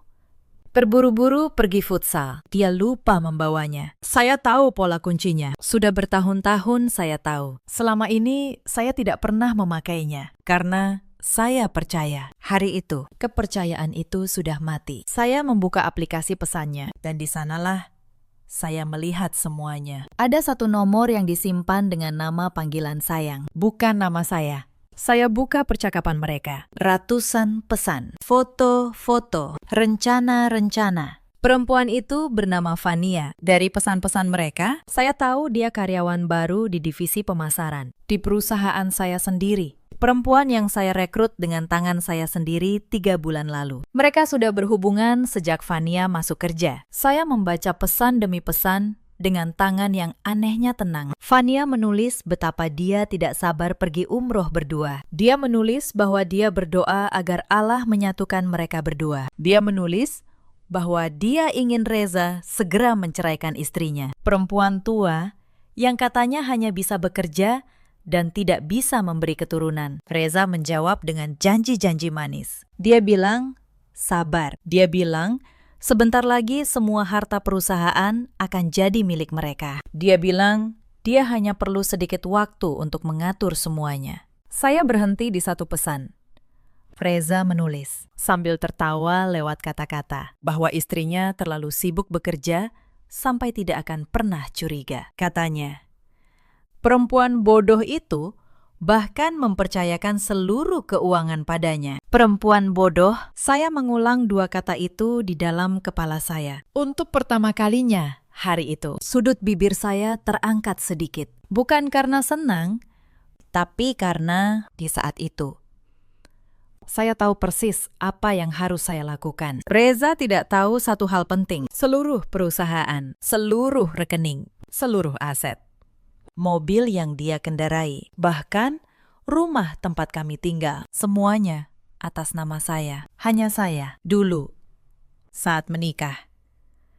Saya memang sengaja membuat semuanya begitu. Bukan karena saya tidak percaya, tapi karena pengacara saya jauh sebelum Reza datang, menyarankan agar aset usaha tetap atas nama pendiri. Saat itu saya menurut tanpa banyak berpikir. Hari itu, saran lama itu menyelamatkan seluruh hidup saya. Saya memotret setiap pesan. Saya simpan setiap dokumen. Saya catat setiap nomor transaksi. Lalu, saya meletakkan kembali ponsel Reza tepat di posisi semula. Saya kembalikan amplop coklat itu ke celah lemari. Persis seperti sebelumnya. Saya tidak akan membuat keributan. Tidak hari itu. Karena perempuan yang marah akan berteriak. Dan perempuan yang sungguh-sungguh ingin menang akan diam, tersenyum, dan menunggu waktu yang tepat. Malam itu, Reza pulang dengan wajah ceria. Dia mencium kening saya seperti biasa. Dia bertanya, apa saya sudah makan? Saya tersenyum. Saya jawab, sudah. Saya tanya, bagaimana futsalnya? Kami makan malam bersama. Saya memasak ikan goreng dan sayur asam kesukaannya. Saya mendengarkan ceritanya tentang rencana dinas ke Malaysia. Tentang betapa sibuknya dia nanti. Tentang betapa dia akan merindukan saya. Saya mengangguk. Saya berkata, hati-hati di sana. Saya berkata, semoga proyeknya lancar. Di dalam hati, saya menghitung. 3 hari lagi. Esok paginya, saya datang ke kantor seperti biasa. Saya sapa semua karyawan dengan senyum, termasuk Fania. Perempuan itu menunduk hormat pada saya, memanggil saya Bu Lestari dengan sopan. Tersenyum manis, senyum yang sama dengan foto di dokumen umroh itu. Saya membalas senyumnya. Saya bahkan memujinya, mengatakan kerjanya bagus akhir-akhir ini. Dia tidak tahu, Reza tidak tahu. Tidak satu pun dari mereka tahu bahwa lantai tempat mereka berpijak sudah mulai saya goyahkan perlahan dari bawah. Siang itu, saya menelpon pengacara saya. Namanya Pak Hartono. Sudah belasan tahun dia menangani urusan hukum perusahaan saya. Saya ceritakan semuanya. Tenang, runtut, tanpa air mata. Pak Hartono terdiam sebentar di ujung telepon. Lalu dia berkata bahwa dia turut prihatin. Tapi dia juga berkata dengan tegas bahwa secara hukum posisi saya sangat kuat. Seluruh aset atas nama saya, seluruh perusahaan milik saya. Pernikahan kami tidak punya perjanjian pencampuran harta. Artinya, semua yang saya bangun sebelum dan selama pernikahan dari usaha pribadi tetap menjadi hak saya. Reza tidak punya apa-apa. Yang dia punya hanyalah gaji sebagai karyawan saya dan akses ke rekening yang saya percayakan. yang sewaktu-waktu bisa saya cabut. Pak Hartono menyarankan agar saya bergerak rapi. Jangan terburu-buru. Kumpulkan semua bukti dulu, lalu cabut semua akses di saat yang tepat, di saat mereka paling tidak menyangka. Saya tersenyum mendengarnya. Itu persis yang ada di pikiran saya. Sore itu, saya meminta tim keuangan perusahaan melakukan audit kecil. Saya bilang, ini audit rutin akhir tahun. Hasilnya keluar keesokan harinya. Dan hasilnya lebih buruk dari dugaan saya. Selama 6 bulan terakhir, Reza diam-diam menggelembungkan beberapa pengeluaran operasional, menambah nama pemasok fiktif, membuat tagihan-tagihan kecil yang tidak pernah benar-benar ada. Total uang yang dia alihkan, hampir 200 juta rupiah. Uang itu mengalir ke rekening pribadinya, lalu sebagian besar mengalir lagi ke rekening atas nama Fania. Jadi, bukan hanya selingkuh, dia juga mencuri dari perusahaan yang memberinya makan. Saya menatap laporan audit itu lama sekali. Anehnya, semakin banyak yang saya temukan, semakin tenang saya. Seolah setiap bukti baru adalah satu batu bata lagi untuk dinding yang sedang saya bangun. Dinding yang nanti akan mengurung mereka berdua. Malam itu, di rumah, Reza sedang menonton televisi. Santai, tertawa-tawa sendiri menonton acara komedi. Saya duduk di sebelahnya. Saya sandarkan kepala saya di bahunya, seperti dulu. Dia merangkul saya. Dia berkata, 2 hari lagi dia berangkat dinas. Dia berkata akan menelpon saya setiap hari. Saya berkata, saya akan menunggu. Di dalam hati, saya berkata, 2 hari lagi dunia kalian akan runtuh. Hari-hari berikutnya, saya tetap datang ke kantor seperti tidak terjadi apa-apa, tapi mata saya kini terbuka lebar. Saya melihat hal-hal yang dulu luput dari perhatian saya. Saya melihat bagaimana Fania berani datang terlambat, lalu tersenyum santai saat ditegur supervisornya, seolah dia tahu ada seseorang yang melindunginya di perusahaan ini. Saya melihat bagaimana Reza di kantor memberi Fania perlakuan istimewa, memujinya di depan tim, memberinya proyek-proyek ringan dengan bonus besar, membela setiap kesalahannya. Dulu saya pikir Reza hanya seorang manajer yang adil. Sekarang saya tahu dia sedang memberi makan perempuan simpanannya, memakai sumber daya perusahaan saya. Suatu siang, saya sengaja lewat dekat ruang pantry. Saya mendengar Fania berbicara dengan salah satu rekannya. Dia tertawa, lalu berkata bahwa sebentar lagi hidupnya akan berubah. Katanya, dia akan segera punya suami kaya dan tidak perlu bekerja lagi. Rekannya bertanya, siapa? Fania hanya tersenyum penuh rahasia. Katanya, nanti juga tahu. Saya berdiri di balik tembok, mendengar semuanya. Dada saya panas, tapi wajah saya tetap datar. Saya berbalik pergi, dan tidak satu pun dari mereka tahu bahwa pemilik perusahaan baru saja mendengar setiap kata. Saya mengerti sekarang. Bagi mereka, saya bukan manusia. Saya hanya mesin penghasil uang yang sebentar lagi akan mereka buang. Malam itu, saya tidak bisa tidur. Bukan karena sedih, tapi karena pikiran saya bekerja keras, menyusun langkah demi langkah. Saya bangun. Saya buka kembali semua bukti yang sudah saya kumpulkan. Saya tata rapi dalam satu folder di laptop saya, terkunci dengan kata sandi. Foto dokumen umroh, tangkapan layar percakapan, riwayat transaksi, laporan audit. Saya beri nama folder itu satu kata. Saya beri nama keadilan. 2 hari setelah itu, terjadi sesuatu yang membuat keputusan saya semakin bulat. Sore itu, Bu Yati datang lagi ke kantor. Beliau memang sesekali datang, dengan alasan menjenguk anaknya. Tapi kali ini, beliau datang dengan sengaja mencari saya. Beliau masuk ke ruangan saya tanpa mengetuk, duduk di kursi seberang meja saya, menatap saya dengan pandangan dingin. Beliau berkata, langsung ke pokok persoalan, katanya. Sudah saatnya saya tahu diri, katanya, sebagai perempuan yang tidak bisa memberi keturunan. Sudah seharusnya saya merelakan Reza mencari kebahagiaan di tempat lain. Saya menatap beliau. Saya tanya, kebahagiaan seperti apa yang ibu maksud? Beliau tersenyum sinis. Katanya, Saya tidak perlu pura-pura bodoh, katanya. Reza butuh perempuan muda yang bisa memberinya anak. Dan kalau saya seorang istri yang baik, saya akan mundur dengan terhormat. Bahkan mungkin merelakan sebagian harta untuk masa depan Reza. Sebagian harta. Disitulah saya mengerti. Bu Yati bukan hanya tahu soal Fania. Beliau merestui. Bahkan, beliau sudah membayangkan harta saya akan mengalir ke tangan anaknya dan perempuan simpanannya. Saya tidak marah. Saya justru merasa satu lapisan kebohongan lagi baru saja terkelupas di depan saya. Saya berkata dengan tenang bahwa saya akan memikirkan kata-kata ibu baik-baik. Beliau pulang dengan puas, mengira saya sudah mulai menyerah. Beliau tidak tahu setiap kata yang beliau ucapkan hanya menambah satu paku lagi pada peti yang sedang saya siapkan. Malam berikutnya, saya melakukan satu hal lagi. Saya periksa kembali catatan keuangan pribadi Reza yang masih bisa saya lihat.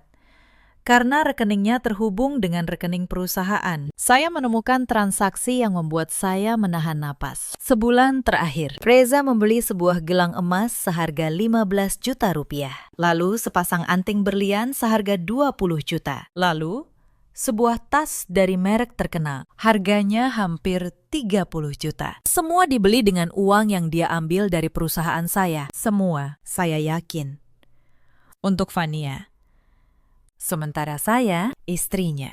Terakhir kali dibelikan sesuatu olehnya. Sudah tidak bisa saya ingat kapan. Saya menatap daftar transaksi itu lama. Lalu saya tutup laptop dengan tenang. Cukup. Saya sudah melihat cukup. Keesokan harinya, saya menemui notaris kepercayaan saya, Bu Ratna. Saya pastikan, sekali lagi, secara hukum, status seluruh aset saya benar-benar bersih dan tidak bisa diganggu-gugat oleh siapapun. Bu Ratna memeriksa semua dokumen, akta perusahaan, sertifikat rumah, buku pemilik kendaraan, semuanya atas nama Lestari Dewi Anjani, tunggal, tanpa nama lain. Bu Ratna mengangkat wajahnya. Beliau tersenyum kecil. Katanya, secara hukum, posisi saya seperti benteng, tidak ada celah. Saya mengangguk. Saya berterima kasih. Sebelum pergi, Bu Ratna menatap saya. Beliau bertanya, apakah saya baik-baik saja? Untuk sesaat, pertahanan saya hampir runtuh. Mata saya terasa panas. Tapi saya menarik napas dan menelan kembali semuanya. Saya jawab, saya akan baik-baik saja. Sebentar lagi, dalam perjalanan pulang, saya berhenti sejenak di sebuah masjid. Saya masuk. Saya duduk di pojok yang sepi. Saya tidak berdoa untuk balas dendam. Saya berdoa agar diberi ketenangan, agar diberi kekuatan untuk melewati apa yang harus saya lewati. Dengan kepala tetap tegak. Saat keluar dari masjid, hati saya terasa lebih ringan. Bukan karena sakitnya hilang, tapi karena saya tahu saya sedang melakukan hal yang benar dengan cara yang benar. Sisa hari itu, saya habiskan untuk memastikan setiap detail rencana saya sempurna. Karena saya tahu saya hanya punya satu kesempatan. Dan saya tidak boleh gagal. Ada satu kejadian lagi, 2 hari menjelang keberangkatan, yang tidak akan pernah saya lupakan. Perusahaan saya mengadakan acara makan malam akhir tahun untuk seluruh karyawan. Acara tahunan yang sudah jadi tradisi. Tempatnya di sebuah restoran di kawasan Senayan. Sebagai pemilik, saya hadir. Reza, sebagai manajer, juga hadir. Dan tentu saja, Fania. Sepanjang acara, saya memperhatikan mereka dari kejauhan. Dengan tenang, sambil tersenyum menyapa karyawan-karyawan saya yang lain. Saya melihat bagaimana Reza dan Fania mencuri-curi pandang. Bagaimana tangan mereka tidak sengaja bersentuhan saat mengambil makanan. Bagaimana mereka berdua menghilang beberapa menit. Lalu kembali dari arah yang sama dengan jeda waktu yang dibuat-buat. Mereka pikir mereka pandai menyembunyikannya. Padahal di mata seorang istri yang sudah tahu, semuanya terlihat seterang lampu sorot. Di tengah acara, saya naik ke panggung kecil untuk menyampaikan sambutan. Seperti setiap tahun, saya berterima kasih pada seluruh tim. Saya berbicara tentang kerja keras, tentang kejujuran, tentang kepercayaan. Saat saya mengucapkan kata kepercayaan, saya sengaja menatap ke arah Reza. Hanya sepersekian detik, tapi cukup. Wajahnya sedikit berubah. Mungkin ada bagian kecil dalam dirinya yang merasa tidak nyaman, tapi dia cepat menutupinya dengan senyum. Saya turun dari panggung. Saya melanjutkan acara seolah tidak terjadi apa-apa. Di akhir malam, saat semua bersiap pulang, Fania mendekati saya. Dengan berani, dia menyalami saya. Dia mengucapkan terima kasih atas acara yang katanya luar biasa. Senyumnya manis, matanya berbinar penuh percaya diri. Saya membalas salamannya. Saya tatap matanya. Saya berkata, sama-sama. Saya berkata, semoga ke depannya kamu mendapatkan persis apa yang pantas kamu terima. Dia tersenyum lebar, mengira itu doa baik. Dia tidak menangkap makna sesungguhnya di balik kata-kata saya. Saya melepaskan tangannya, dan dalam hati saya berkata, kamu memang akan mendapatkan persis apa yang pantas kamu terima. Sebentar lagi, malam itu. Dalam perjalanan pulang, Reza mengemudi. Saya duduk di sebelahnya. Dia mengobrol ringan. Dia bercerita tentang acara tadi. Dia memuji betapa baiknya saya sebagai pemimpin. Dia berkata, semua karyawan beruntung punya bos seperti saya. Saya hanya tersenyum dan menjawab seperlunya sambil menatap jalanan di luar jendela. Lalu Reza berkata sesuatu yang membuat saya hampir tertawa getir. Dia berkata, dia bersyukur punya istri seperti saya. Istri yang setia, yang sabar, yang selalu ada. Saya menoleh padanya. Saya tatap wajahnya yang sedang menyetir. Saya berkata, ya, kesetiaan memang hal yang langka. Sayang sekali, tidak semua orang bisa menghargainya. Dia mengangguk-angguk. Sama sekali tidak menyadari bahwa kalimat itu sebenarnya untuk dirinya sendiri. Sampai di rumah, saya masuk ke kamar mandi. Saya tutup pintu. Saya menatap diri saya di cermin. Untuk pertama kalinya dalam beberapa hari, saya membiarkan diri saya merasakan semuanya. Sakitnya, kecewanya, hancurnya. Saya menangis tanpa suara agar Reza tidak mendengar. Saya membiarkan air mata itu mengalir sebentar saja. Lalu saya basuh wajah saya. Saya tarik napas dalam-dalam. Saya tatap mata saya sendiri di cermin. Cukup, kata saya pada diri sendiri. Air mata terakhir. Mulai besok, tidak ada lagi yang berhak membuatmu menangis. Saya keluar dari kamar mandi dengan wajah yang sudah kembali tenang. Reza sudah tidur. Saya berbaring di sampingnya, menatap langit-langit kamar, menghitung jam menuju pagi. Esoknya adalah hari keberangkatan. Hari di mana semua yang sudah saya susun berhari-hari akhirnya akan berjalan. Esok harinya, saya bergerak lebih jauh. Saya menemui Pak Hartono langsung di kantornya. Kami menyusun rencana, langkah demi langkah, seperti menyusun strategi catur. Pertama, saya menyiapkan surat kuasa untuk membekukan akses Reza ke rekening operasional perusahaan. Suratnya sudah saya tanda tangani, tinggal menunggu waktu pengaktifannya. Kedua, saya menyiapkan laporan resmi atas penggelapan dana perusahaan yang dilakukan Reza, lengkap dengan bukti audit. Pak Hartono bilang, jika saya mau, ini bisa dibawa ke jalur hukum. Penggelapan oleh karyawan adalah tindak pidana. Ketiga, dan ini yang paling penting, saya menyiapkan dokumen gugatan cerai dengan seluruh bukti perselingkuhan dan penggelapan. Posisi saya tidak tergoyahkan. Pak Hartono menatap saya. Dia bertanya, apakah saya yakin tidak ingin memberi Reza kesempatan untuk menjelaskan? Saya menggeleng pelan. Saya bilang,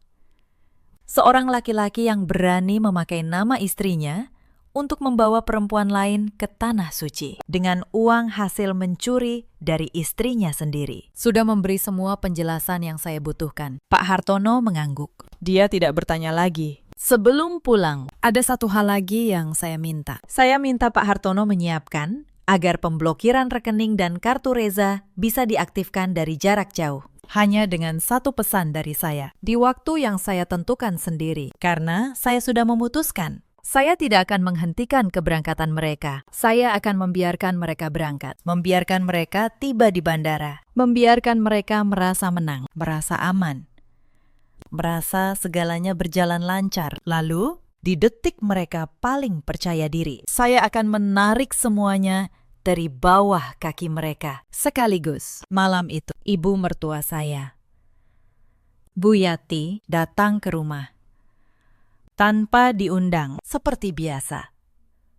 Beliau duduk di ruang tamu, menatap saya dengan pandangan yang sudah saya hafal. Pandangan yang seolah berkata, saya tidak pernah cukup baik. Beliau bertanya, apa saya sudah menyiapkan keperluan Reza untuk dinas besok? Saya jawab, sudah.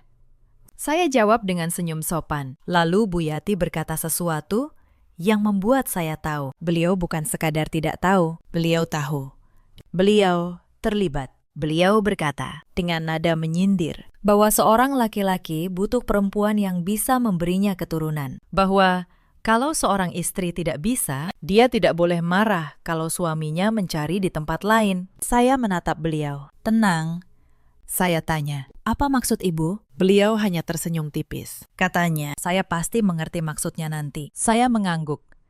Saya berkata, Bu, saya pasti akan mengerti. Sebentar lagi, beliau tidak menangkap nada dalam suara saya. Beliau pulang malam itu dengan wajah puas. Mengira dia sudah menanam benih untuk menyingkirkan saya. Beliau tidak tahu, benih yang sesungguhnya sudah saya tanam berhari-hari sebelumnya. Dan benih saya jauh lebih dalam akarnya. Hari keberangkatan tiba. Pagi itu, Reza bangun lebih awal dari biasanya. Dia bersemangat. Dia bahkan bersenandung kecil di kamar mandi. Saya menyiapkan sarapan untuknya. Nasi goreng dengan telur, seperti yang dia suka. Saya menuangkan teh hangat ke gelasnya. Dia makan dengan lahap. Dia memuji masakan saya. Dia berkata, dia beruntung punya istri seperti saya. Saya tersenyum. Saya berkata, saya juga beruntung.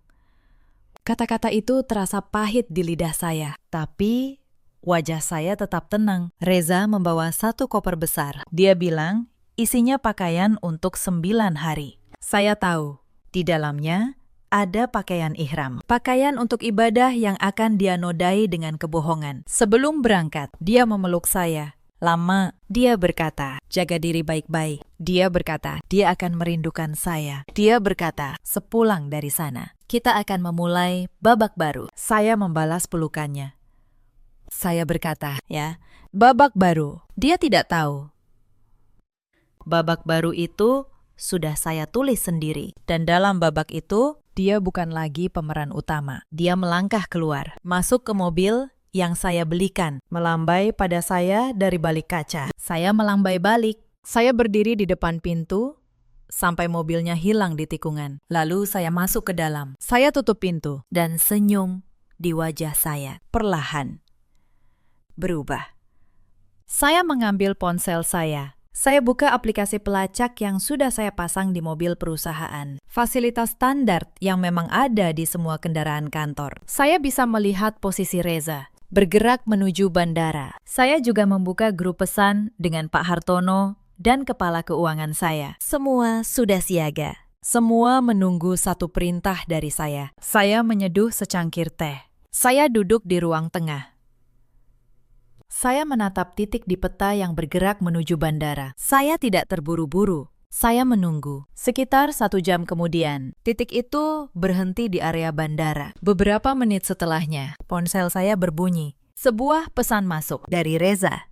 Dia mengirim foto dirinya dan Fania berdiri di depan papan keberangkatan internasional. Tapi pesan itu bukan untuk saya. Dia salah kirim. Mungkin dia terlalu bahagia, terlalu lengah. Dia bermaksud mengirimnya ke Fania yang berdiri di sebelahnya, entah untuk apa. Mungkin untuk disimpan sebagai kenangan. Tapi jarinya keliru memilih kontak. Foto itu sampai ke saya. Di foto itu, mereka berdua tersenyum lebar. Fania memeluk lengan Reza. Di belakang mereka, tulisan tujuan penerbangan dan jam keberangkatan. Saya menatap foto itu lama. Lalu, dengan sangat tenang, saya membalas pesannya. Saya ketik satu kalimat. Saya tulis, foto kalian bagus sekali. Selamat menikmati perjalanannya. Lalu saya kirim. Saya bisa membayangkan wajah Reza saat membaca itu. Saya bisa membayangkan bagaimana darahnya berhenti mengalir sejenak. Bagaimana dia menatap layar, lalu menatap Fania, lalu menatap layar lagi. Tapi saya belum selesai. Itu baru permulaan. Saya beralih ke grup pesan dengan Pak Hartono dan Kepala Keuangan. Saya ketik satu kata. Saya tulis, sekarang. Sehari sebelum keberangkatan, saya melakukan satu langkah terakhir yang paling halus. Saya datang ke kantor lebih pagi. Saya panggil Kepala Keuangan saya, Bu Mira, ke ruangan. Hanya kami berdua. Saya tunjukkan padanya laporan audit. Saya jelaskan apa yang terjadi. Bu Mira, yang sudah belasan tahun bekerja dengan saya, terdiam. Lalu matanya berkaca-kaca. Bukan karena uangnya, katanya. Tapi karena dia tidak menyangka Pak Reza tega melakukan ini pada saya. Saya berkata, jangan menangis. Saya butuh dia tenang dan kuat untuk apa yang akan kami lakukan besok. Saya jelaskan rencananya. Besok, saat saya memberi perintah, Bu Mira harus segera mengaktifkan pembekuan seluruh akses keuangan Reza, rekening operasional, kartu perusahaan, kartu pribadi yang terhubung, semuanya. Dalam waktu bersamaan, Bu Mira mengangguk mantap. Katanya, dia siap. Saya juga menghubungi pihak bank lewat jalur resmi sebagai pemilik rekening utama. Saya siapkan semua dokumen agar pembekuan bisa dilakukan secepat mungkin. Begitu saya meminta. Setelah semua siap, saya pulang. Malam itu, untuk terakhir kalinya, saya tidur satu ranjang dengan Reza. Dia tidur nyenyak, wajahnya tenang. Seolah tidak punya beban apapun, seolah besok dia akan pergi ke Tanah Suci dengan hati yang bersih. Saya menatap wajahnya dalam gelap. 10 tahun. Saya memberikan 10 tahun hidup saya pada laki-laki ini. Saya mengangkatnya dari seorang pegawai biasa menjadi seorang manajer. Saya memberinya segalanya. Dan dia membalasnya dengan ini. Saya tidak menangis. Air mata saya sudah habis berhari-hari lalu. Yang tersisa sekarang hanyalah tekad. Saya berbalik membelakanginya. Saya pejamkan mata. Besok, kata saya dalam hati, besok semuanya akan selesai. Dan benar, keesokan paginya semuanya berjalan persis seperti yang saya rencanakan. Di bandara, setelah Fania meninggalkannya, Reza sempat mencoba satu hal terakhir. Dia menelpon ibunya, Bu Yati. Dia menangis di telepon. Dia berkata, semua rekeningnya diblokir. Dia berkata, Fania sudah pergi. Dia berkata, dia tidak punya uang sepeser pun. Bu Yati, yang kemarin begitu yakin akan menguasai harta saya, kini panik. Beliau berkata, bagaimana mungkin? Beliau berkata, bukankah semua harta itu seharusnya jadi milik kalian? Reza menjawab dengan suara hancur, katanya. Ternyata semuanya atas nama Lestari, semuanya. Tidak ada satupun yang atas namanya. Di ujung telepon, Bu Yati terdiam lama. Lalu beliau hanya bisa berkata, kenapa kamu tidak hati-hati? Bahkan ibunya sendiri di saat itu lebih memikirkan harta yang lenyap daripada anaknya yang hancur. Begitulah cara semesta bekerja. Mereka yang menanam rencana untuk mengambil milik orang lain, akhirnya kehilangan apa yang mereka kira sudah ada di genggaman. Sementara itu, di bandara, suasana semakin kacau. Petugas keamanan mulai mendekat karena Reza dan Fania sempat ribut di area keberangkatan. Beberapa calon penumpang lain menoleh, berbisik-bisik. Vania, sebelum benar-benar pergi, sempat melontarkan kalimat yang akan dia sesali. Dia berteriak di depan banyak orang bahwa Reza sudah berjanji menikahinya. Bahwa Reza sudah berjanji semua harta istrinya akan jadi milik mereka. Bahwa Reza sudah bilang istrinya hanya perempuan tua yang bodoh. Orang-orang di sekitar mulai memandang Reza dengan jijik. Seorang ibu paruh baya yang kebetulan lewat menggeleng-gelengkan kepala.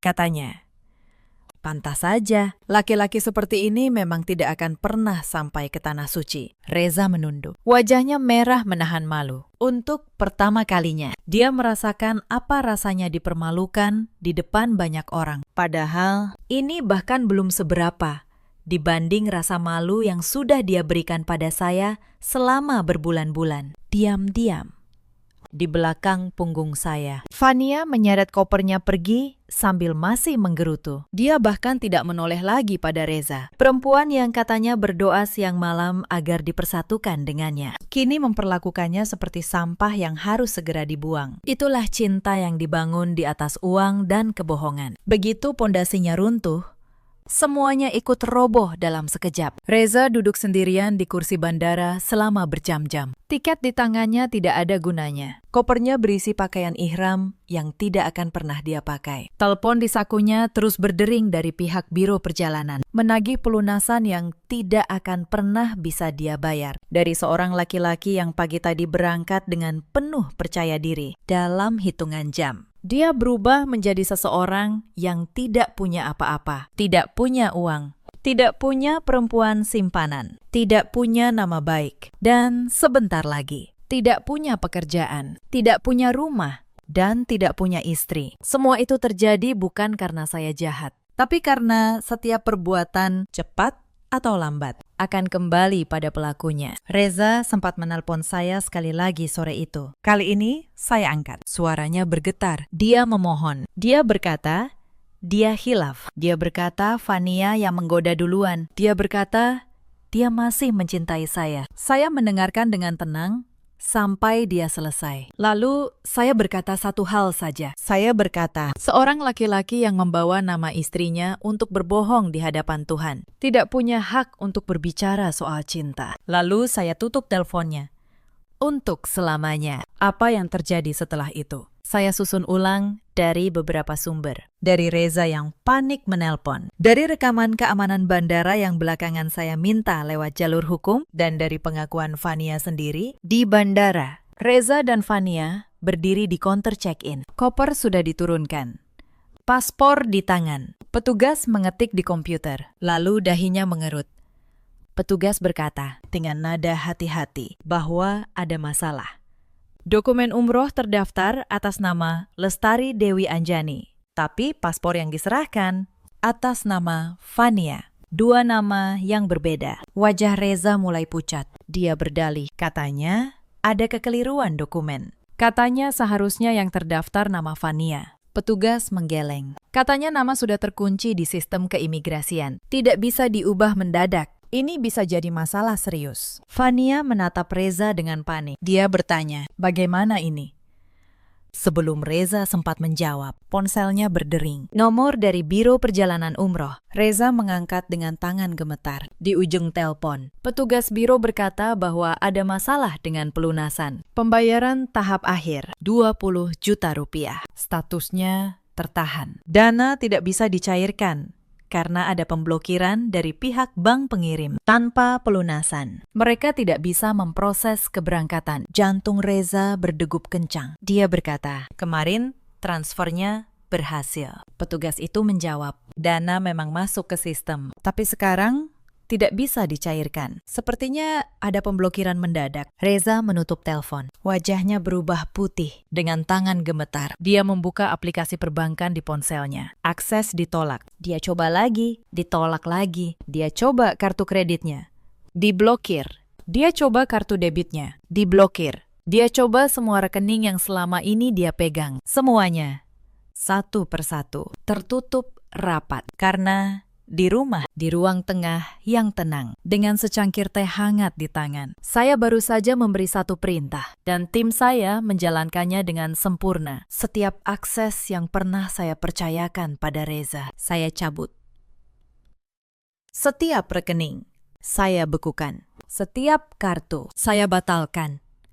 Dalam hitungan menit, uang yang dia kira miliknya tidak pernah benar-benar miliknya. Itu uang saya, dan saya baru saja mengambilnya kembali. Reza menoleh pada Fania dengan suara bergetar. Dia bertanya, apakah Fania membawa uang? Fania menjawab, dia hanya bawa beberapa ratus ribu. Lalu dia bertanya, kenapa? Reza berkata, semua rekeningnya diblokir. Dia tidak bisa mengakses uang sama sekali. Wajah Fania berubah. Senyum manis yang biasa dia pakai lenyap seketika. Matanya membulat. Panik mulai menjalar. Reza mencoba menelpon saya. Berkali-kali saya tidak mengangkat. Lalu dia mengirim pesan. Pesan yang penuh dengan tanda baca terburu-buru. Dia menulis, "Kenapa rekening diblokir?" Dia menulis, "Dia butuh uang sekarang." Dia menulis, "Tolong angkat telepon." Saya yang masih duduk tenang di rumah membaca pesan itu sambil tersenyum dingin. Saya balas dengan santai. Saya tulis, "Oh, rekening diblokir ya. Mungkin sistemnya sedang bermasalah. Coba kamu tanya istrimu yang asli, yang fotonya seharusnya ada di dokumen umroh itu." Setelah itu, saya kirim satu pesan lagi. Saya lampirkan foto dokumen umroh dengan foto Fania di samping nama saya. Lalu, saya lampirkan tangkapan layar percakapan mereka. Lalu, saya lampirkan laporan audit penggelapan dana perusahaan. Saya tulis di bawahnya, "Perempuan bodoh yang kamu maksud ternyata memegang seluruh hidupmu di tangannya. Selamat menikmati tanah suci, tanpa uang, tanpa nama, dan tanpa istri." Lalu saya matikan ponsel. Di bandara, Reza terduduk di kursi tunggu. Koper di sampingnya, tiket yang tidak bisa dipakai di tangannya. Fania berdiri di depannya, marah. Dia mulai berteriak. Dia berkata, "Katanya semua sudah diatur." Dia berkata, "Katanya uangnya banyak." Dia berkata, "Katanya sebentar lagi semua harta istrinya akan jadi milik mereka." Reza tidak bisa menjawab karena semua yang dia janjikan pada Fania ternyata bukan miliknya, tidak pernah jadi miliknya. Fania menatapnya dengan jijik. Dia berkata, "Jadi selama ini, kamu cuma karyawan istrimu sendiri." Dia berkata, "Kamu bahkan tidak punya rumah atas namamu sendiri." Reza tetap diam. Fania mengambil kopernya. Dia berkata, dia tidak mau berurusan dengan laki-laki miskin yang hanya bisa berjanji. Dia berbalik dan pergi, meninggalkan Reza sendirian di tengah bandara. Perempuan yang katanya berdoa agar Allah menyatukan mereka ternyata pergi di detik pertama saat uang itu hilang. Reza pulang hari itu dengan taksi yang dia bayar memakai sisa uang receh di kantongnya. Karena bahkan untuk membayar taksi pun dia harus meminjam. Sampai di rumah, pintu sudah terkunci. Saya sudah mengganti kuncinya siang itu. Saya tidak membukakan pintu. Dari balik jendela, saya melihatnya berdiri di teras dengan koper berisi pakaian ihram yang tidak pernah sempat dia pakai. Dia menggedor pintu. Dia memanggil nama saya. Dia berkata, dia bisa menjelaskan. Saya tidak menjawab. Pengacara saya, Pak Hartono, yang datang menemuinya. Beliau menyerahkan satu map berisi dokumen. Di dalamnya ada gugatan cerai, ada laporan resmi penggelapan dana perusahaan, dan ada surat pemberhentian dari pekerjaannya sebagai karyawan. Pak Hartono berkata dengan tenang bahwa mulai hari itu, Reza bukan lagi suami saya, bukan lagi karyawan saya, dan tidak punya hak atas apapun yang pernah dia kira miliknya. Reza terduduk di teras. Untuk pertama kalinya, dia menangis. Tapi air mata itu datang terlambat, jauh terlambat. 3 bulan kemudian, proses perceraian selesai. Karena semua aset atas nama saya, dan karena bukti perselingkuhan serta penggelapan begitu kuat, Reza tidak mendapatkan apa-apa. Dia pindah kembali ke rumah ibunya, Bu Yati, perempuan yang dulu menyindir saya karena tidak bisa memberi cucu. Kini harus menampung anak laki-lakinya yang kehilangan segalanya. Kabarnya, Reza sekarang bekerja serabutan, dari manajer dengan mobil dan jabatan. Dia kembali menjadi seperti saat saya pertama mengenalnya. Hanya saja kali ini, tanpa seorang pun yang percaya padanya. Fania mengundurkan diri dari perusahaan saya keesokan harinya, tanpa berani menatap mata saya. Saya dengar dia berpindah dari satu pekerjaan ke pekerjaan lain. Reputasinya sebagai perempuan yang merebut suami atasannya, mengikutinya kemanapun dia pergi. Dan saya melanjutkan hidup. Anissa Modest semakin besar. Saya membuka 2 cabang baru tahun itu. Saya kembali tersenyum. Kali ini dengan senyum yang sungguh-sungguh. Saya tidak pernah pergi umroh dengan dokumen yang dipalsukan itu. Beberapa bulan kemudian, saya berangkat sendiri. Dengan nama saya yang asli. Dengan uang saya yang halal. Dengan hati yang akhirnya kembali tenang. Di Tanah Suci, saya berdoa, bukan untuk membalas dendam, karena keadilan sudah datang dengan sendirinya. Saya berdoa agar saya diberi kekuatan untuk melangkah maju, dan agar saya tidak pernah lagi menyerahkan nilai diri saya ke tangan orang yang tidak menghargainya. Cerita ini mengajarkan satu hal, bahwa kebaikan dan kepercayaan tidak boleh berubah menjadi kebodohan. Jangan pernah menyerahkan seluruh hidupmu ke tangan satu orang, sebaik apapun dia terlihat. Dan jangan pernah meremehkan perempuan yang diam. Karena perempuan yang diam bukan berarti tidak tahu. Kadang, dia hanya sedang menunggu waktu yang tepat. Di luar sana, ada banyak perempuan yang sedang berada di posisi saya dulu, mencium aroma asing di kemeja suaminya. Tapi memilih percaya karena belum siap untuk hancur. Jika kalian salah satunya, percayalah, kalian lebih kuat dari yang kalian kira. Di luar sana, ada juga banyak laki-laki seperti Reza yang lupa bahwa tangan yang memberi makan adalah tangan yang juga bisa mengambil kembali semuanya. Dan ada pula para ibu seperti Bu Yati yang menanam benih kebencian pada menantunya, lalu harus menuai sendiri buah pahitnya. Dalam hidup, kita semua punya pilihan. Reza memilih mengkhianati, Fania memilih ikut, dan saya memilih untuk tidak hancur. Bagaimana dengan kalian? Jika kalian pernah berada di posisi yang sama, ceritakan kisah kalian di kolom komentar. Mungkin cerita kalian akan menjadi kekuatan bagi perempuan lain di luar sana. Terima kasih sudah menyimak sampai akhir. Jaga diri kalian. Jaga nilai diri kalian. Dan jangan pernah berikan pada siapapun hak untuk membuat kalian merasa kecil.